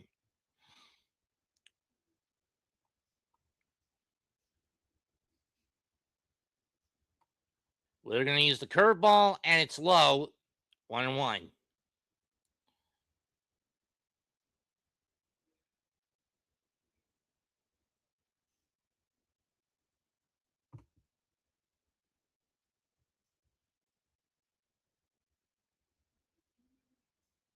Two and 1.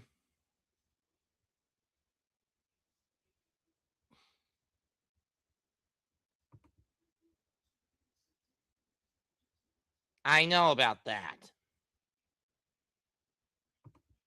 He's not going to do that, 3-1. He's as much of a chicken shit coward. That's the problem with managers like Mendoza, Gio.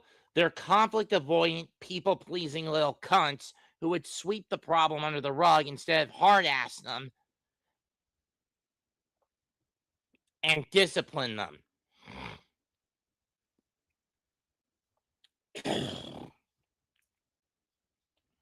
Because if they tried to discipline the team, what happens? It's going to lead to a locker room revolt.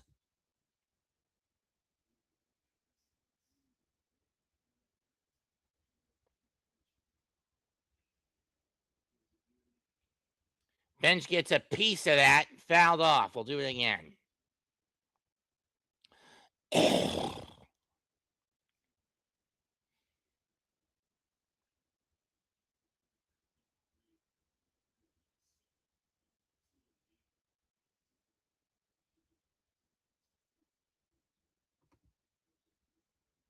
Isn't that what I fucking say? And as much as most people don't want me to get political on here, again, I guess you could say I'm the sports analyst equivalent of Tetsukadia, someone who would rather tell painful, obvious truths rather than comfortable lies. Payoff pitch outside, Bench on with a leadoff walk.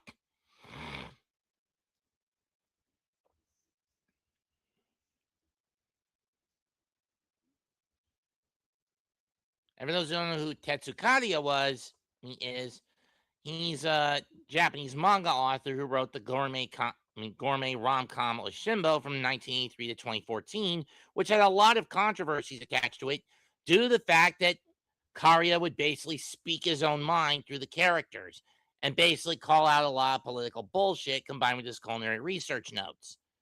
Essentially, and he openly stated he'd rather tell uncomfortable truths over telling comfortable lies.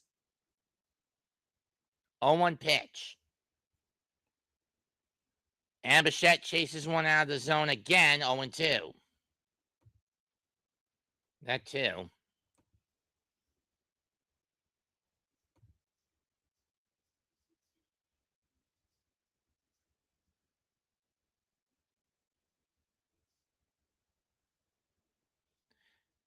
And he just stares at it. Strike 3. Bichette, you little pussy fucking cunt.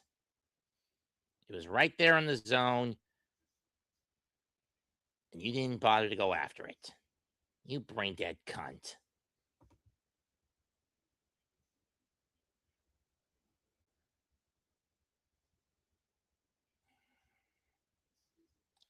Here's Soto. Single, but got taken down, but got cut down trying to expand it to a double back in the fourth. Fourth like an idiot.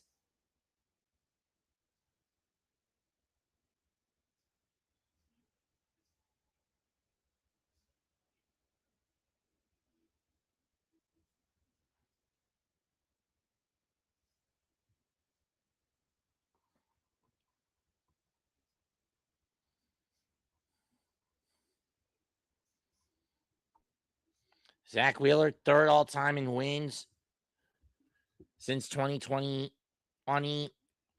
He's had a lot of quality starts, strikeouts, and a lot of other shit that make him one of the top pitchers in the league this decade. 2-0 pitch, swing, big cut and miss by Soto, 2-1. One after a cutter. So it's been cutter, sinker, cutter, cutter.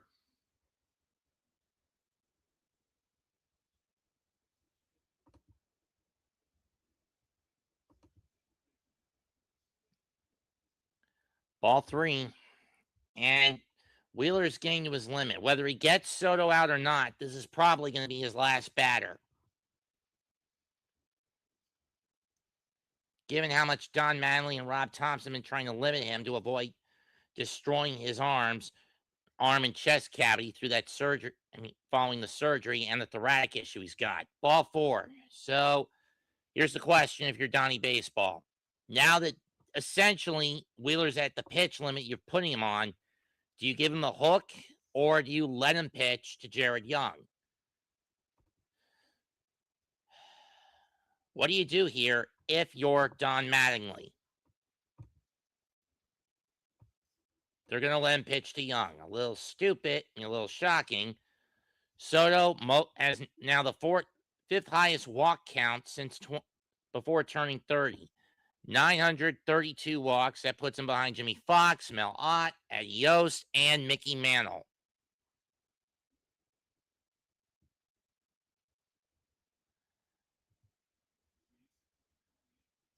Ball 1. That one's way outside. Side with the split finger.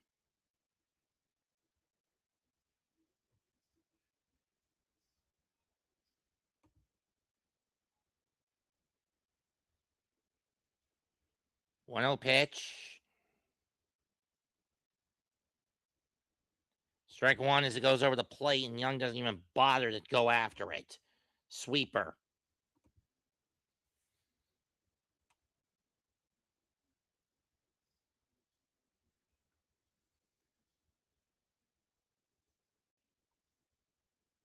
That's tipped into the glove. Heater foul, 1-2.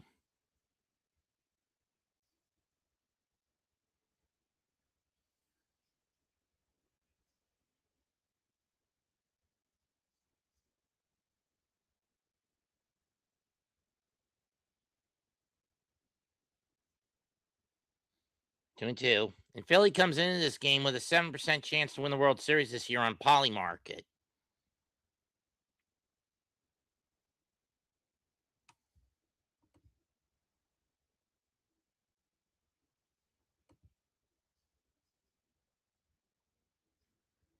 High and upstairs, full count. If you're Benj Soto, do you take off on this pitch? Honestly, I don't think you do.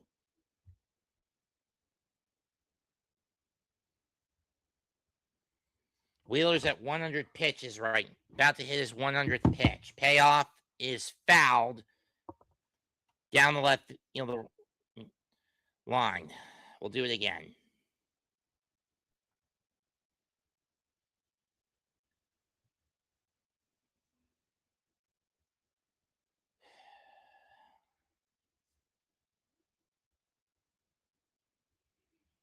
At this point, if you're Mattingly, you got to get the bullpen up. Payoff pitch. Out too far in, ball 4. And again, if you're Mattingly, now do you make the call to the bullpen?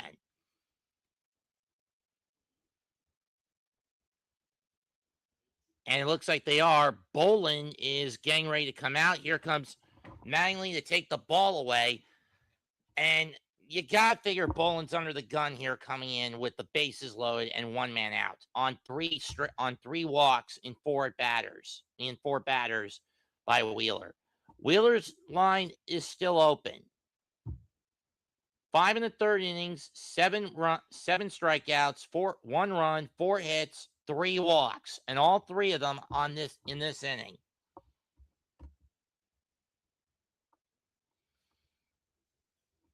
Blame that on the Wilpons for being cheapskates, Gio.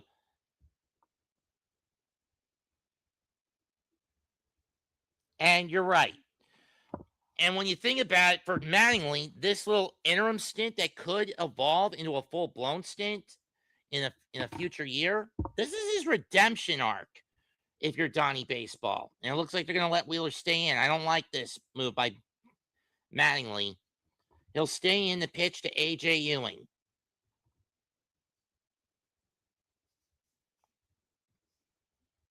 First pitch of the at-bat. Catches the corner, strike 1.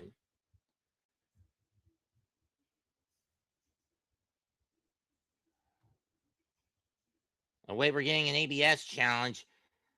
Did this catch the corner? No, it did not. It's a ball.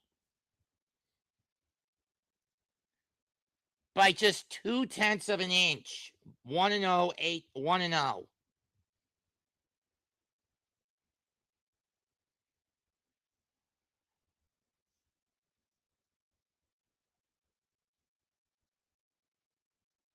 Ball 2. That one on a cut fastball. The sweeper was overturned. And my question is, will this be Wheeler's last batter that he faces? He's getting gassed. Ground ball, throw to second for 1, back to first, not in time, force out, run home. Mets get that run back. It's now 6-2 Philadelphia. RBI for Ewing, and at this point, if you're Donnie Mattingly, now would be the good time to get the hook. You need to give Wheeler the hook, and that's what he's going to do. It's a productive out for AJ. And Zach Wheeler's night is done. 5 2/3 innings, 104 pitches, 7 strikeouts, 2 runs, 4 hits, 3 walks.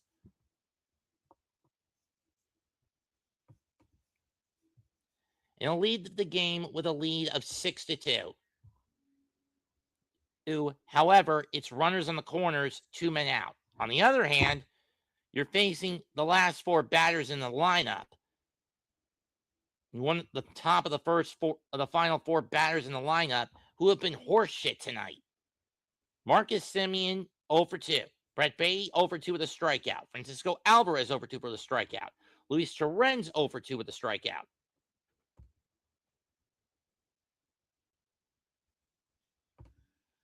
And Jonathan Bolin will now come on to replace Zach Wheeler.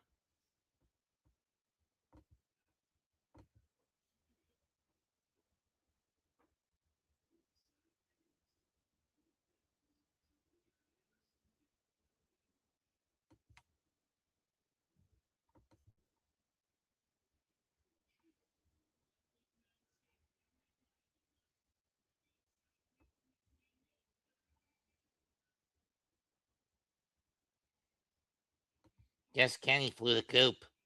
Can't blame him.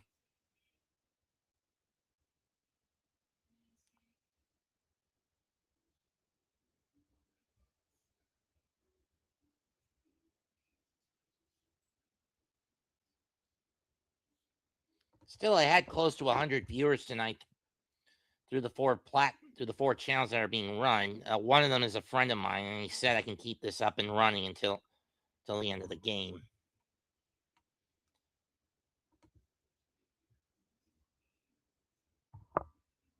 Maybe I need to shave this damn thing soon. Next Sunday night, it's the New York Yankees and the Boston Red Sox. Live from Beantown.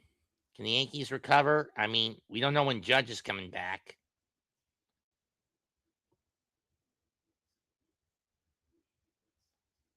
First pitch to Semien. Curveball, strike one. Or a slider, excuse me.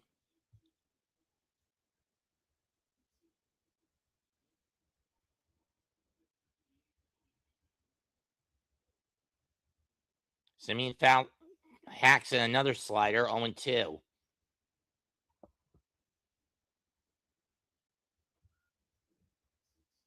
He's just going to keep spamming that slider. 1-2 in the dirt. 1-2 low and away. And it was another slider. Now, do I think the slider is as bad of a one-pitch pony? Remind me to kill you, Semien. Remind me to kill you. High fastball, out of the zone, and you fucking chase it. You dumbass. Mets get a run, no hits, 3 walks, 2 stranded. 6-2 Philadelphia. Get through 5.5.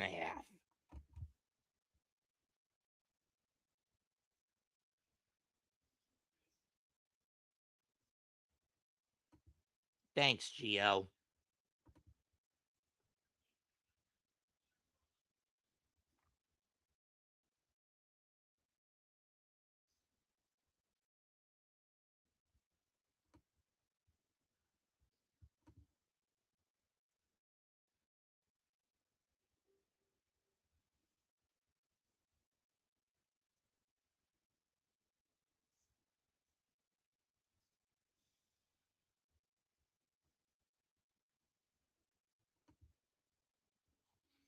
A lot of people would have viewed me fucking crazy to sit through a 15-3 ass whipping last night, but I'm a trooper.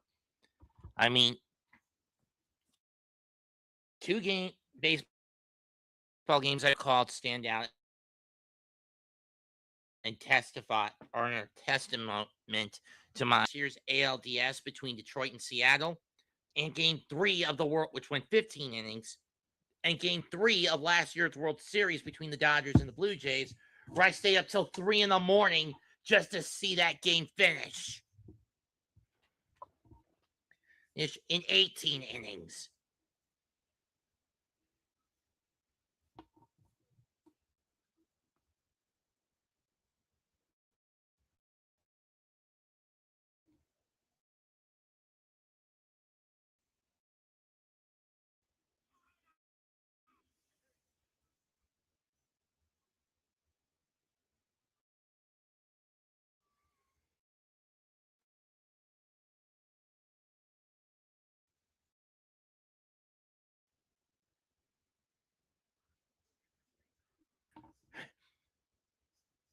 Usopp is my spirit animal.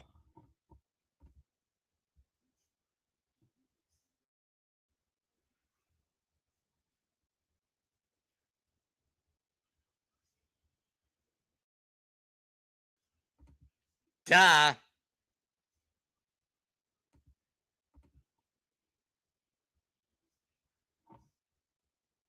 Warren back out there, ball 1. I don't know who the fuck Johnny Most is. This is just how I normally sound, all right? 1-1.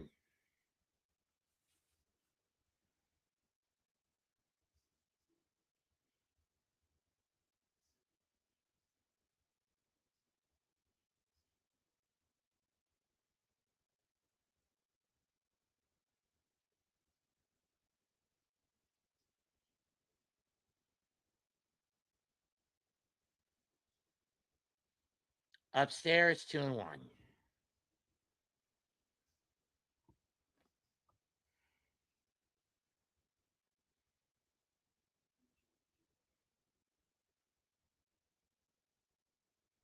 Line to left center, over the glove of Bichette, base hit.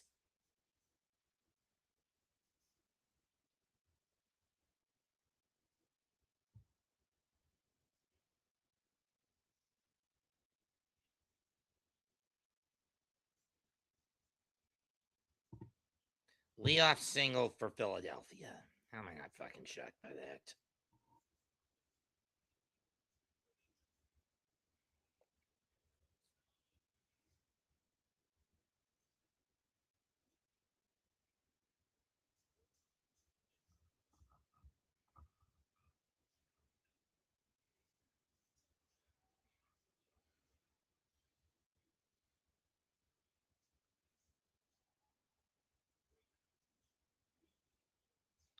Well, I know.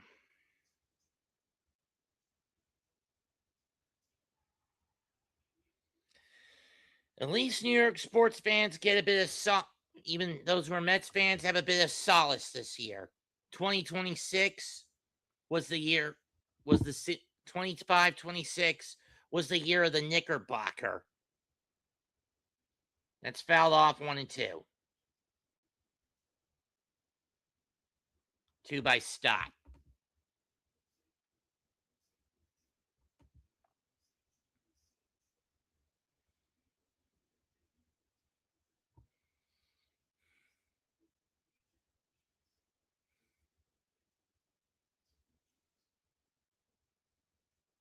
Ground ball. Warren throws to second for 1. Back to first. Got him. 1-6-3.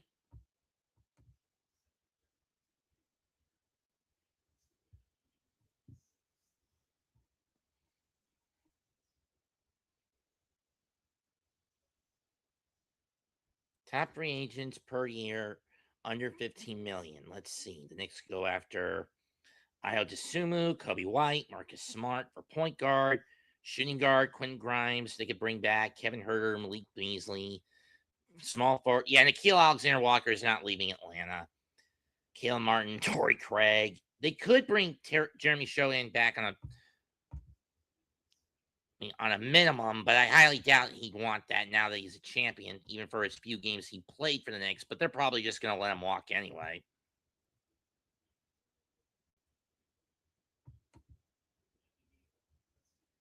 That's true. Luke Cornett wouldn't want to come back. And there's Don Mattingly's son, Preston, 2-1. Vice president and general manager, and manager of baseball operations for Philadelphia. So there is a bit of nepotism in that front office too, when you think about it. 2-2. Mo Wagner, I don't see him leaving Orlando.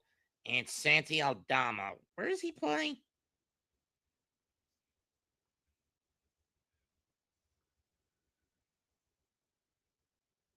Oh, he's with the Grizzlies. And I don't really see Precious. I could see Precious Achua coming back, but he'll want a fat contract. Payoff pitch is chopped. Simeon to Young, inning over. So the Mets work around the leadoff hit, but they're still down 6-2 through 6.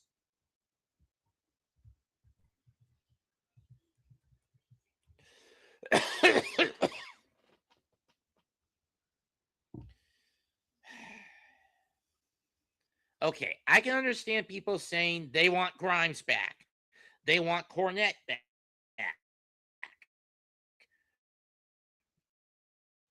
They want Achua back for the sake of familiarity. But here's the thing. All three of those guys, Achua or Cornett, taking a vet minimum. Achua, yes, but Cornett, no, since he does have a ring from his time in Boston. Because he Grimes taking a vet minimum due to his ego, no.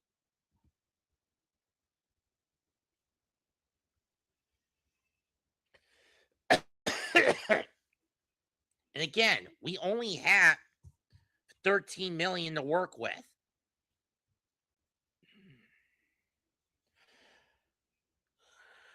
in cap space to work with.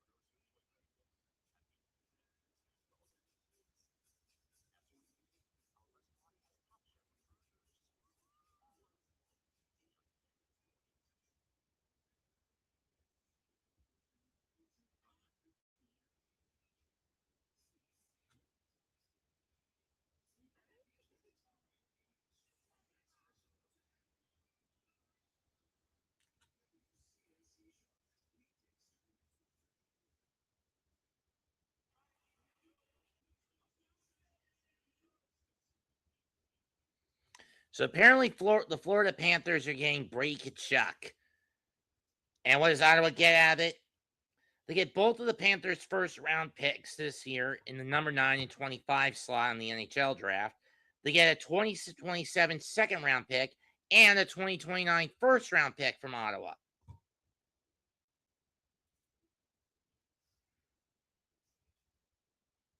First pitch is a ball.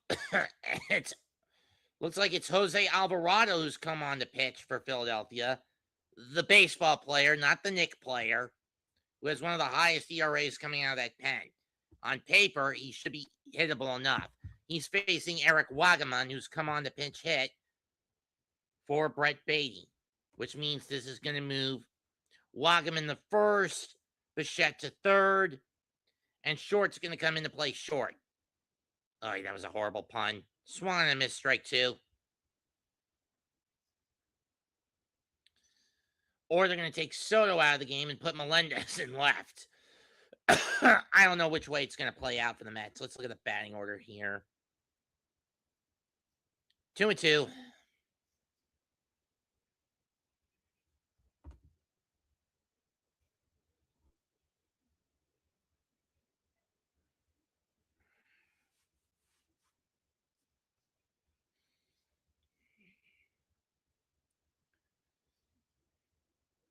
Two pitch to Wagaman. And that's low, full count.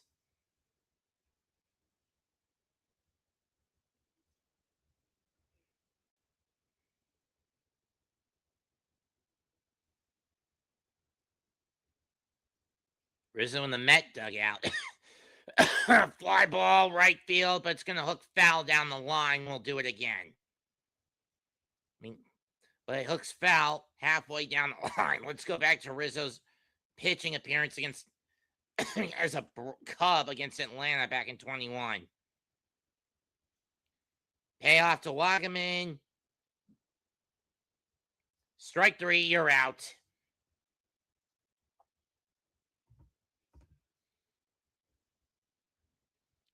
And it was the same kind of pitch Semien pitched. A fucking high out of zone heater. You're out of zone. Fuck.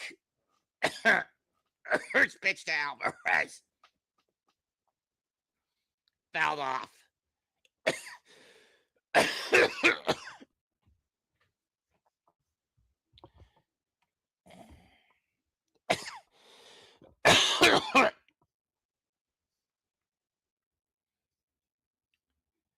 Foul off again.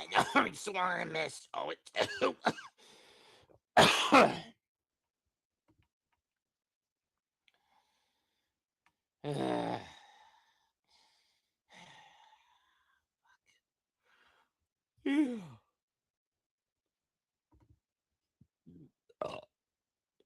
Some went down the wrong pipe. Alvarez fouls that one off to the behind the plate. We'll do it again.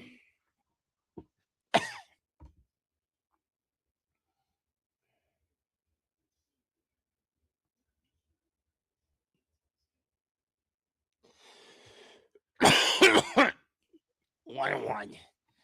Sometimes I wonder if I'm suffering from a chest infection resulting in this recurring cough, or maybe the dust in the damn apartment. I don't know. Finally catching up to me. I mean, I haven't cleaned this room and this thing in a while. Swing and miss a shit pitch in the dirt, strike 3.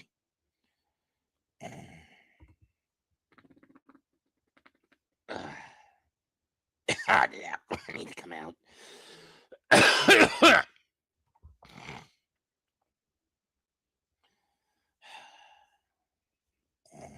Hell, give me a death note, and I would write Stearns and Mendoza's names in the damn thing. Pitch to Torrens is fouled down the first baseline, 0-1.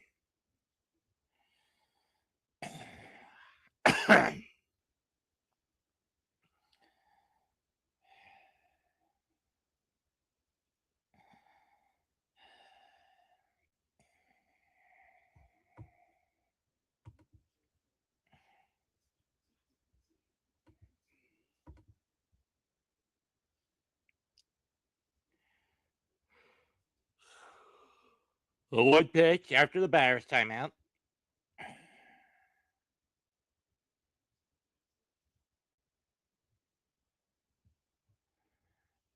And Realmuto is going to visit the mound as Alvarado almost burnt the pitch clock. He almost wasted the entirety of the pitch clock. Brooklyn, I'm fine.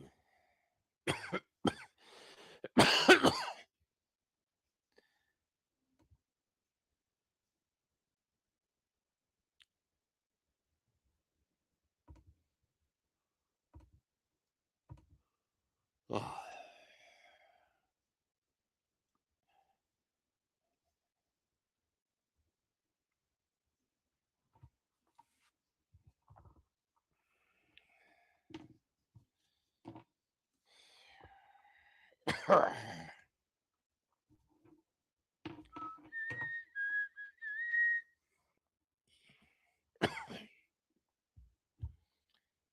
On one pitch.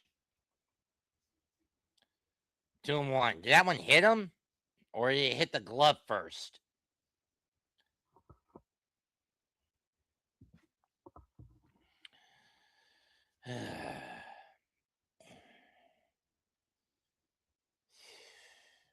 I'd be surprised if we lose this game 6-3, to be honest. Ripped into right field, base hit. Torrens will hit the brakes at first. Another single for the Mets.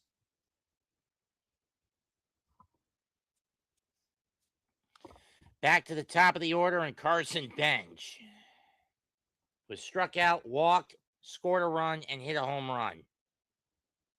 Scored 2 runs, actually. And it looks like Alvarado's going to be visited by Mangley. His night's done. Oh, wait, Mangley has whiter hair. This is the pitching coach of Philadelphia.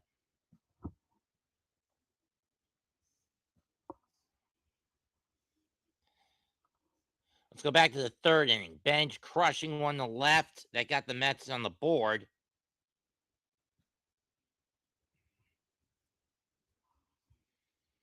Then in the 6th inning, he was one of 3 men to walk.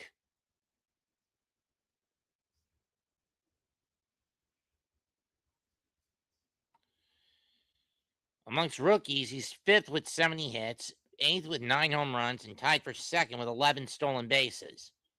Again, amongst the rookie crop.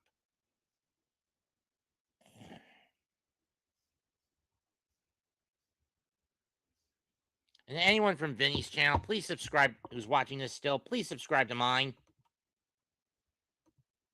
Please. Ball 1. I wouldn't be surprised if Alvarado challenges this. This one looked like it just caught the corner of the strike zone.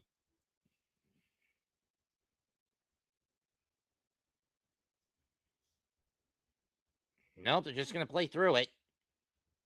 Ball 2.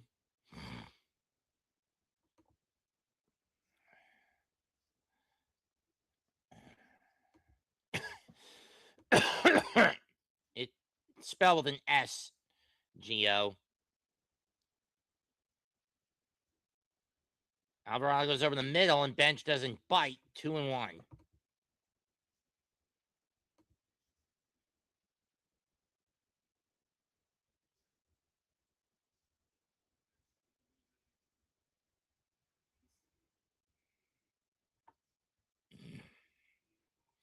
Way outside. 3-1.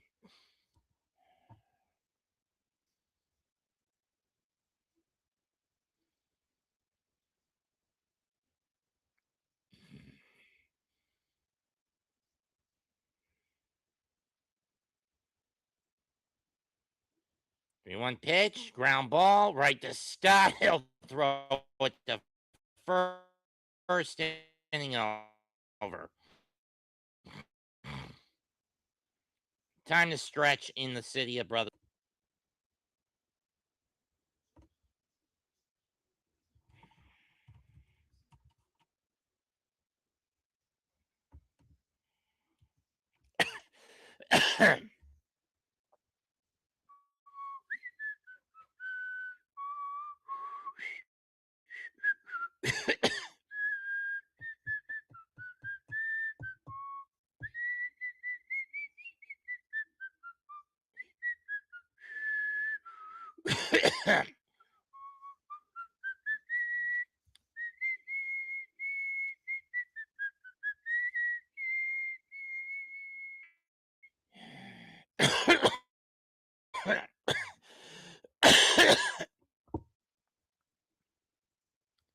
Please subscribe to my YouTube channel. Guys who are part of Vinny's channel.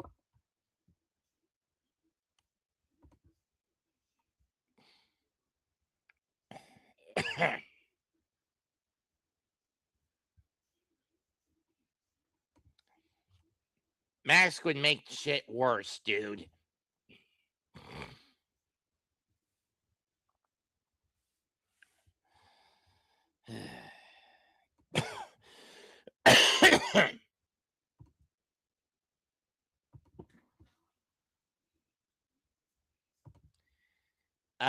Yes.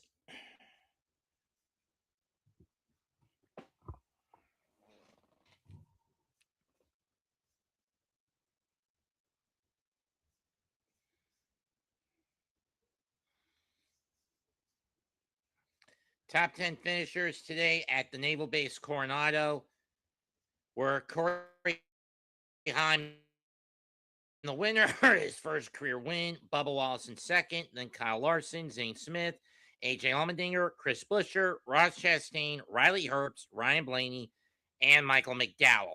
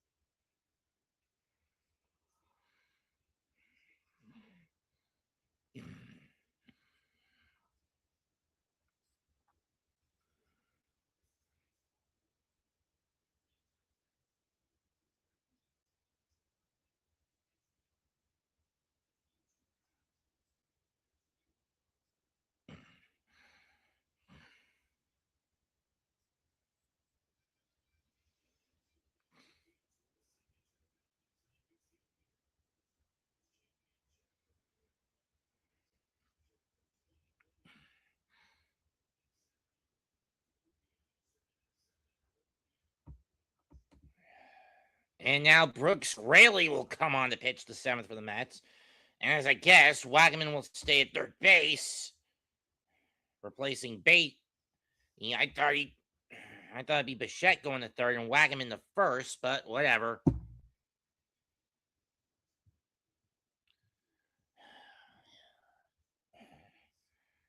Raley's been a decent middle reliever for the Mets this year. An ERA of 2, 27 innings.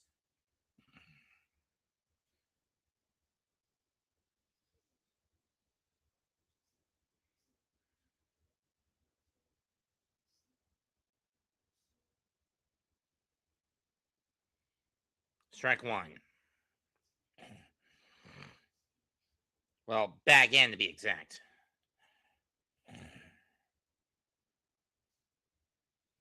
That's popped up and going in the seat. 0-2.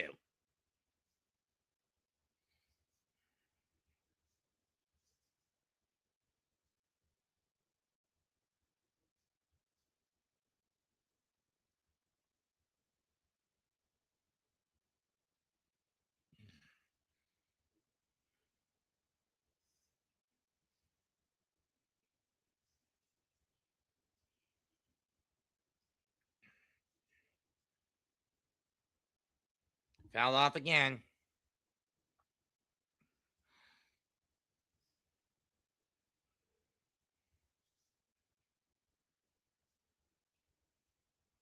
Oh,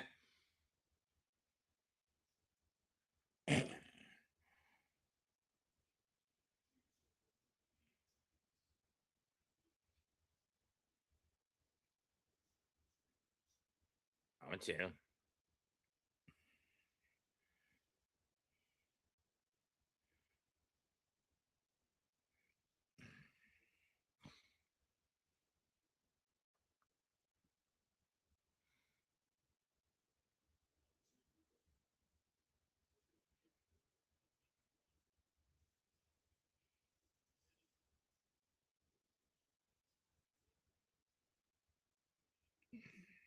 Not approved.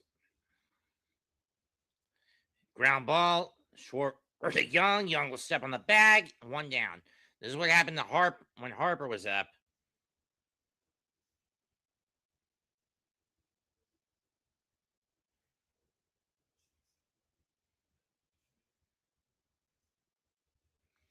First pitch from Raley. Fouls the cutter off. 0-1.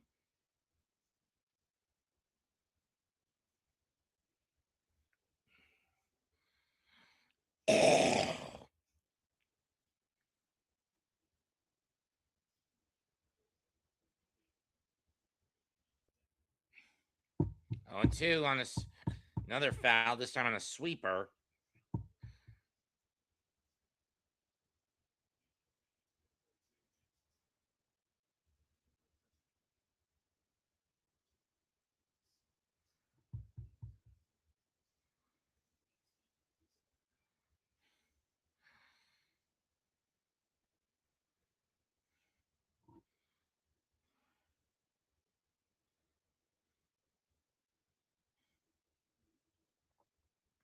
One, two.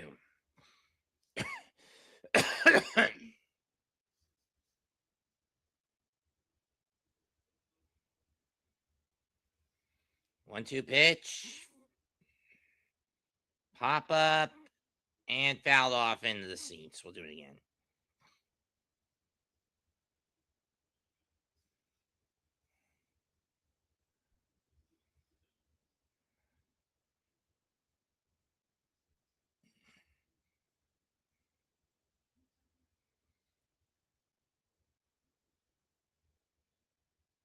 Harper rips one, base hit, but let's not kid ourselves. He's not getting the cycle. He's not getting back-to-back cycles. It's too late in the game for him to even attempt that. We're in the 7th inning. It would require a massive-ass bat around in either this inning or the 8th for him to get a chance to get another trip. When you get a triple and hit back and go for back-to-back cycles. Not happening. He should be content with a 3-for-4 night tonight. And going 7 of 8. And going 7 of 8 over the last 2 games. Strike one. One to Bohm.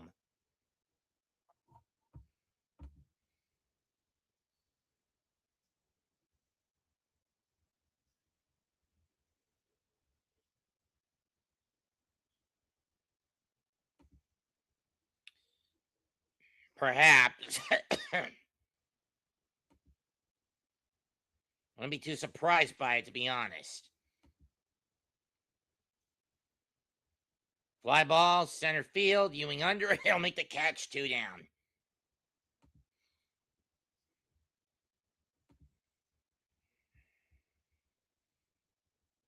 I've had as close to 100 folks in this thing as I've had.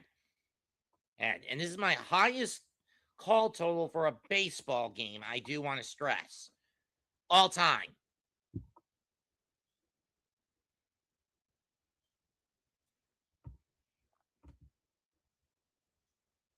It's fouled off by Sosa.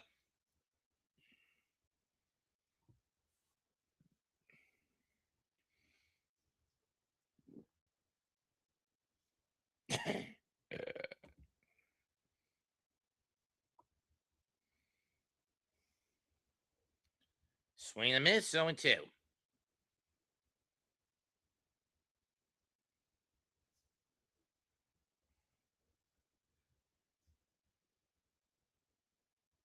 Free throw shooting.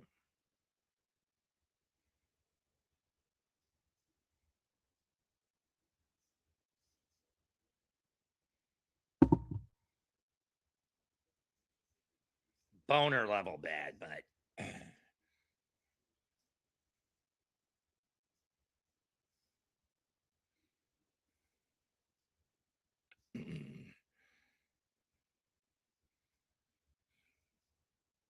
for those who don't know what the hack-a-shack tactic is in basketball, basically you go after the big man because you know he's not a good free throw shooter.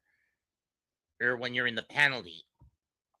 I mean, when your team is over the foul limit and the opposing team is basically going to get to the free throw line for the remaining duration of the quarter.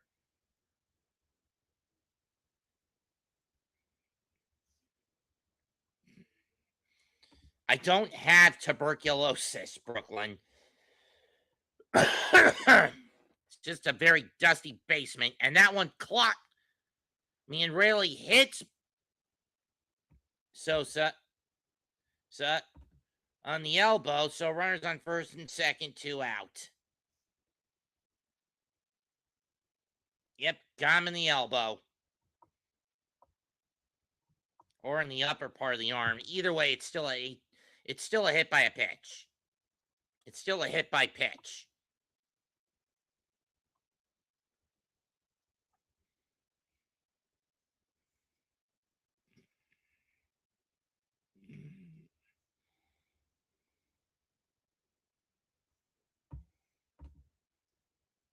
And Justin Crawford will come on the pinch run for Sosa. And that means he's going to be taking over in left field for the rest of the game. Either that, or you move Brandon March to left field and put Crawford in right.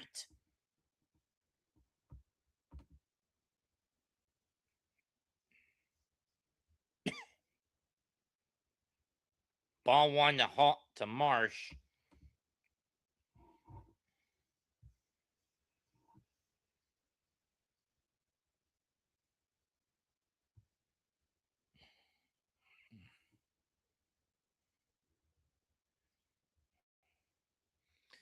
Fly ball to center. Ewing moves to his left, makes the catch. So 1 hit, 1 plunk, and the Phillies get nothing out of it. We go to the 8th, 6-2, Philadelphia. Philadelphia 6, New York 2.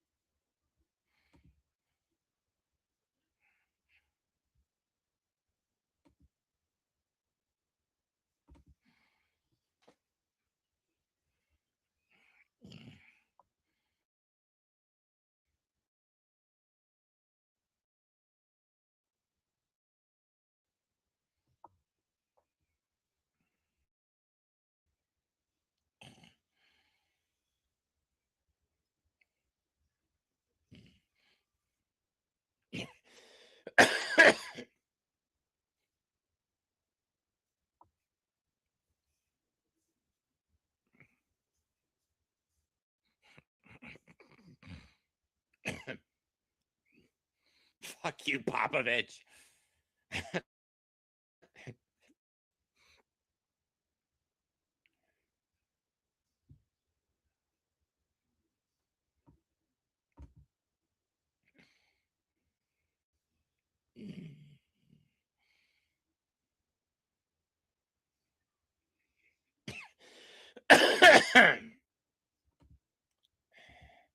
Thanks, guys. And how about I just kick you in the sack, Brooklyn?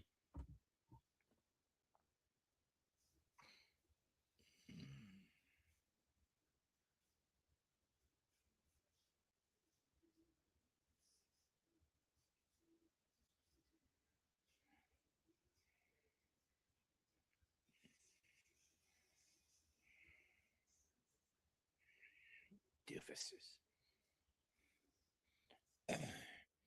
All-Star Weekend events, July 10th, the HBCU Classic, the Futures game on the 12th, both on NBC, on MLB TV and Peacock, respectively. Netflix will host the Derby again, and of course, Tuesday in on the 14th of July in Philadelphia, it'll be on Fox. Bo Bichette leads off, and he takes strike one on a pitch in the fucking dirt. Or by, oh God, it's Orion Kerkering, the scapegoat of last year's divisional round for the Phillies against the Dodgers. Strike two. He was also the scapegoat in 24, or one of the scapegoats against the Mets in 24. And as I guessed, there was an outfield shift. Marsh now in left, Crawford in center, Hill goes to right. Sweeper in the dirt.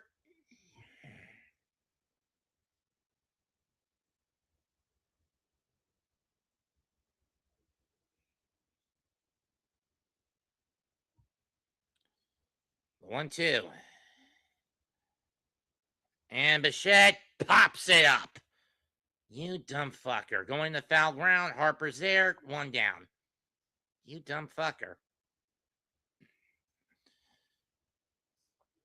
Futures game alumni in tonight's game. Benj, Beatty, Alvarez, Vientos, Bichette, Williams for the Mets. Crawford, Stott, Bohm, Luzardo, Schwarber, Turner, Harper, Nola, Wheeler for the Phillies.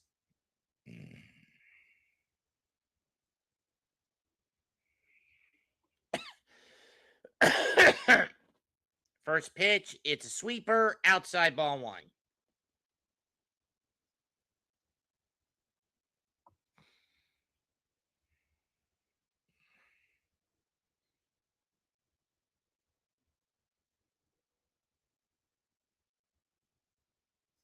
Two and 0.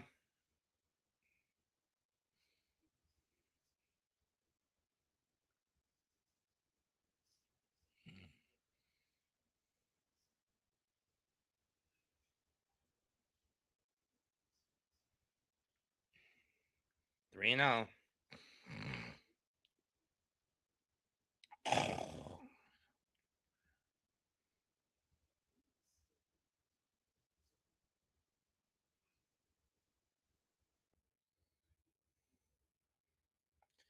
So we'll take strike one over the middle, this time a four-seamer. So it's been sweeper, four-seamer, sweeper, four-seamer. And Soto takes another four-seamer over the middle. He doesn't even bother to fucking chase. Dumbass. Full count.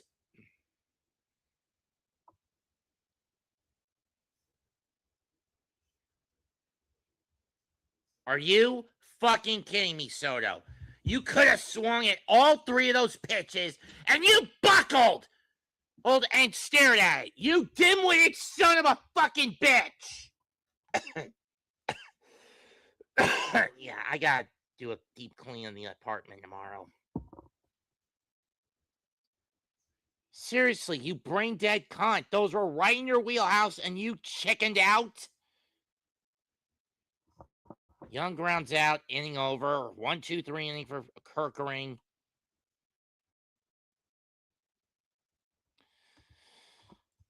We go to the bottom of the eighth, 6-2 Phillies. Phillies lead 6-2.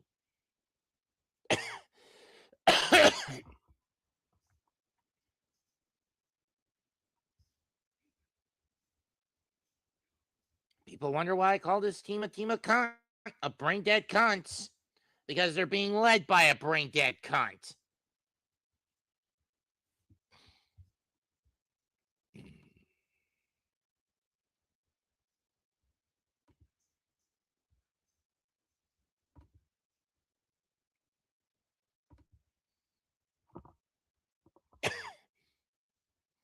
Duh.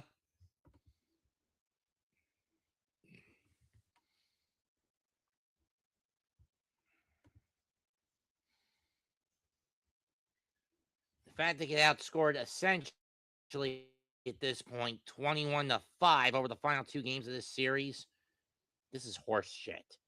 I'm ready to put the bullet in both Stearns and Mendoza's skulls in the form of a pink bullet that says, "You're fucking fired." AJ Mitchell will come on. He'll face Riamuto, Hill, and Stott.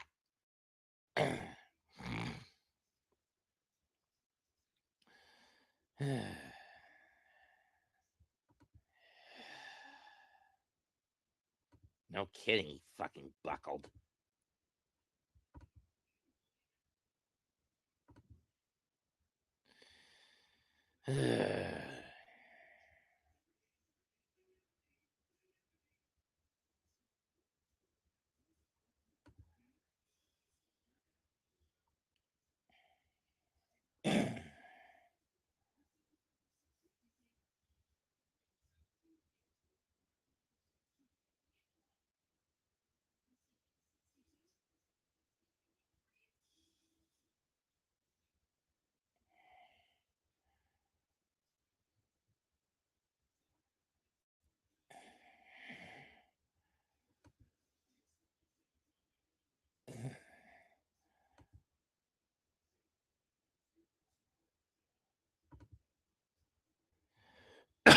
At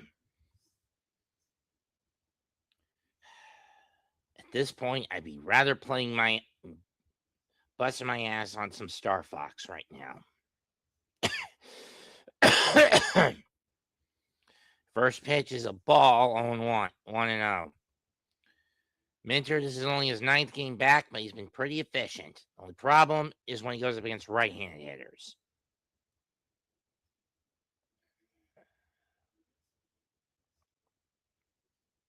2-0.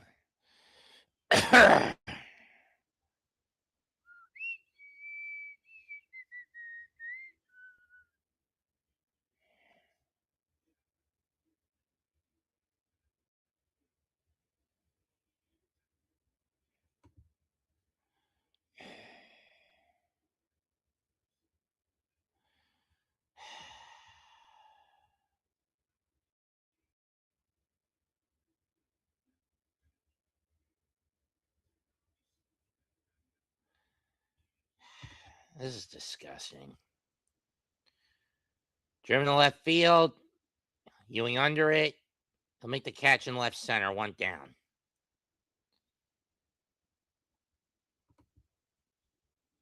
It's amazing to me how Stearns and Mendoza have no shame. They literally don't give a damn because Mendoza knows how to manipulate the media. A joke.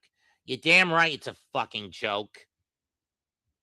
But at this point, the joke's gotten old. The old saying is, fish and visitors stink in 3 days.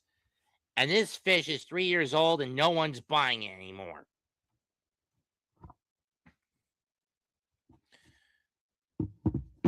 Ball 1 up and away to Hill.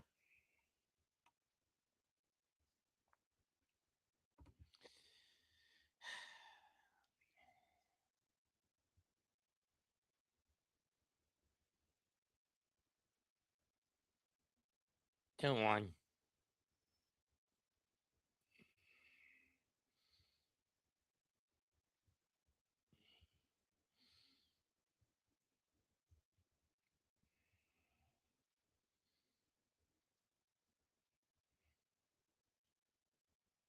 Hill hits this one. Left field. Playable for Soto. 2 down.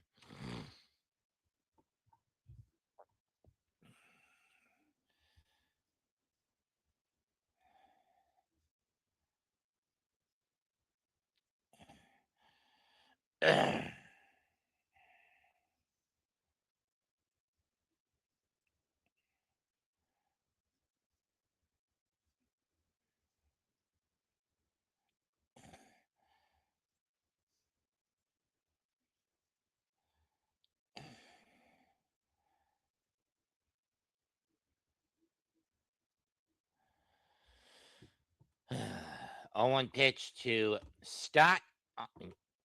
After he takes a cutter, strike one.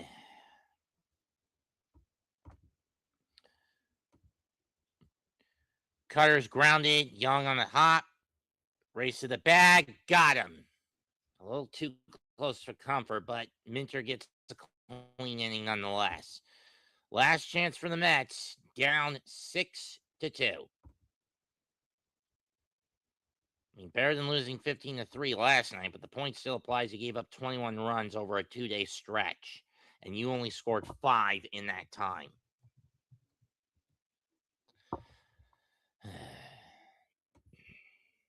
That's why we need to fire Mendoza. He's incompetent, self-indulgent, conflict avoidant, and a major ass-kissing fuck-up. Personally, if it were me, I would tell Stearns and Mendoza, Stearns and Cohen, no, I am not sub to any of these players. I cut the contracts. Then I'll ask.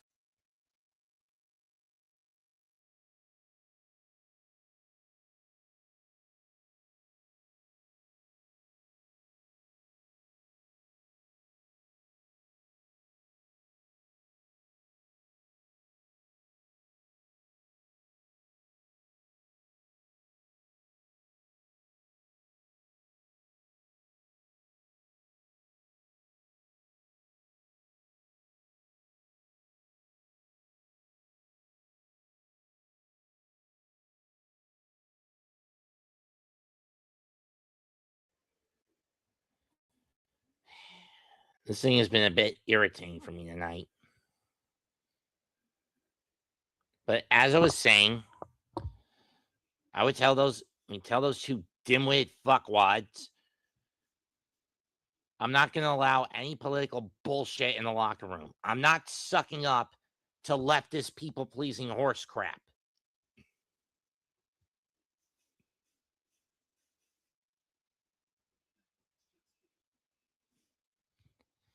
Oh, and by the way, I'm on the spectrum, you little dipshits.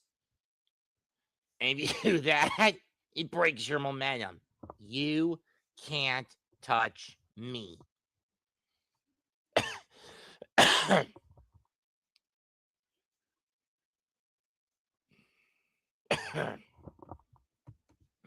going to be up to Ewing, Semien, and Bate and Wagaman to try to keep this alive against one of the best closers, Johan Duran. Though, to be fair, with Duran, it's not going to count as a save situation unless two or three things happen. One, the Mets get at least one run across the plate. Two, men in scoring position. Right now, this is not a save decision for Duran.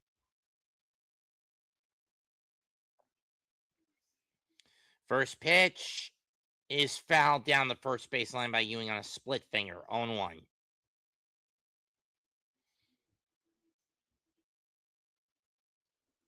Johan Duran has only screwed up on one save opportunity, 26 appearances, 182 average, 24 2/3 innings, and a 37-5 strikeout to walk ratio. That one's way outside, 1-1.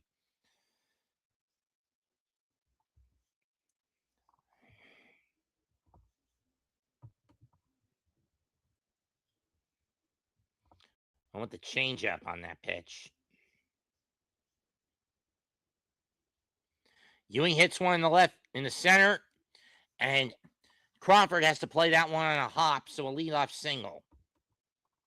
Second hit of the night for Ewing, but again, ever since after Thursday night and the night off, the Mets have hit nothing but home runs or singles off Philadelphia pitching, and none of them have really bore a lot of fruit.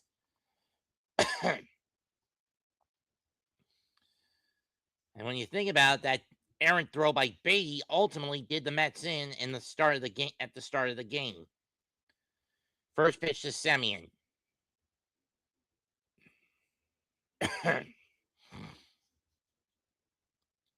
Check swing, didn't go around on 1 on the sweeper, 0-1.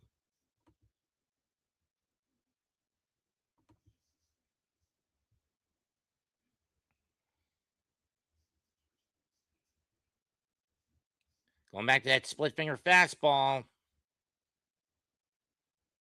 Down the left field line, but that is sliced and hooked way foul. 1-1.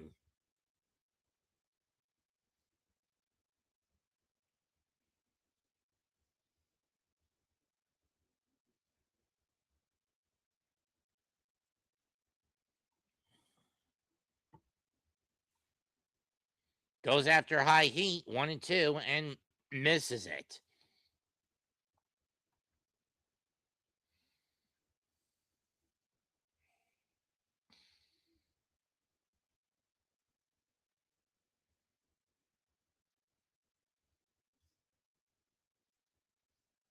I'm in a pitch out attempt there. Nope, ball 2. I thought with how that one was going to go outside, I the zone, Ewing was going to try to take off. I mean, he is a bit reckless on the base pads. It's after all.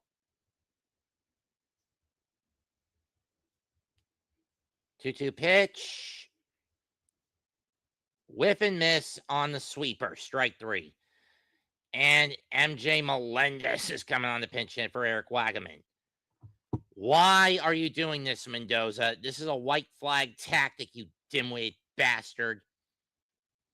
I mean, and trust me, I've thrown almost every curse at the profane, obscene curse word and curse diss I could throw him, in the book at him. I've called him a son of a bitch, a bastard, a cunt, a pussy, a dick, a shit face, a cocksucker.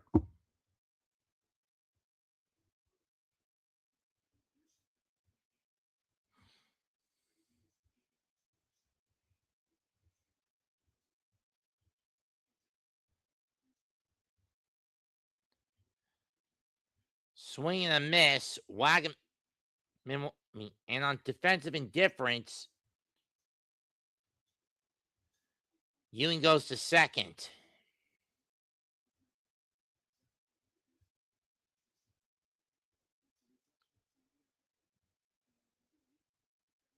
Split finger. This time he gets a piece that's fouled off at the plate. 0-2. Why do we even have this cunt wad, MJ Melendez? This little cum wad in MJ Melendez? Could someone explain that?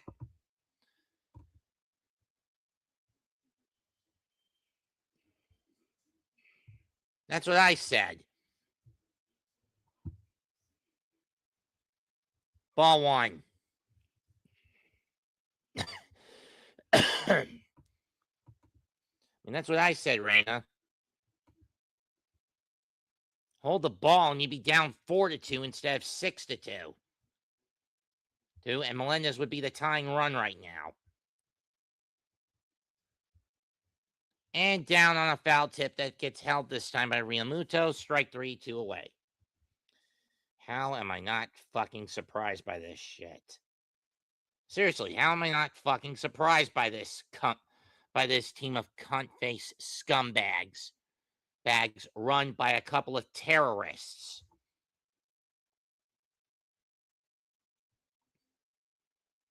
We as Met fans need to break down the doors at the front office of the team at Citi Field.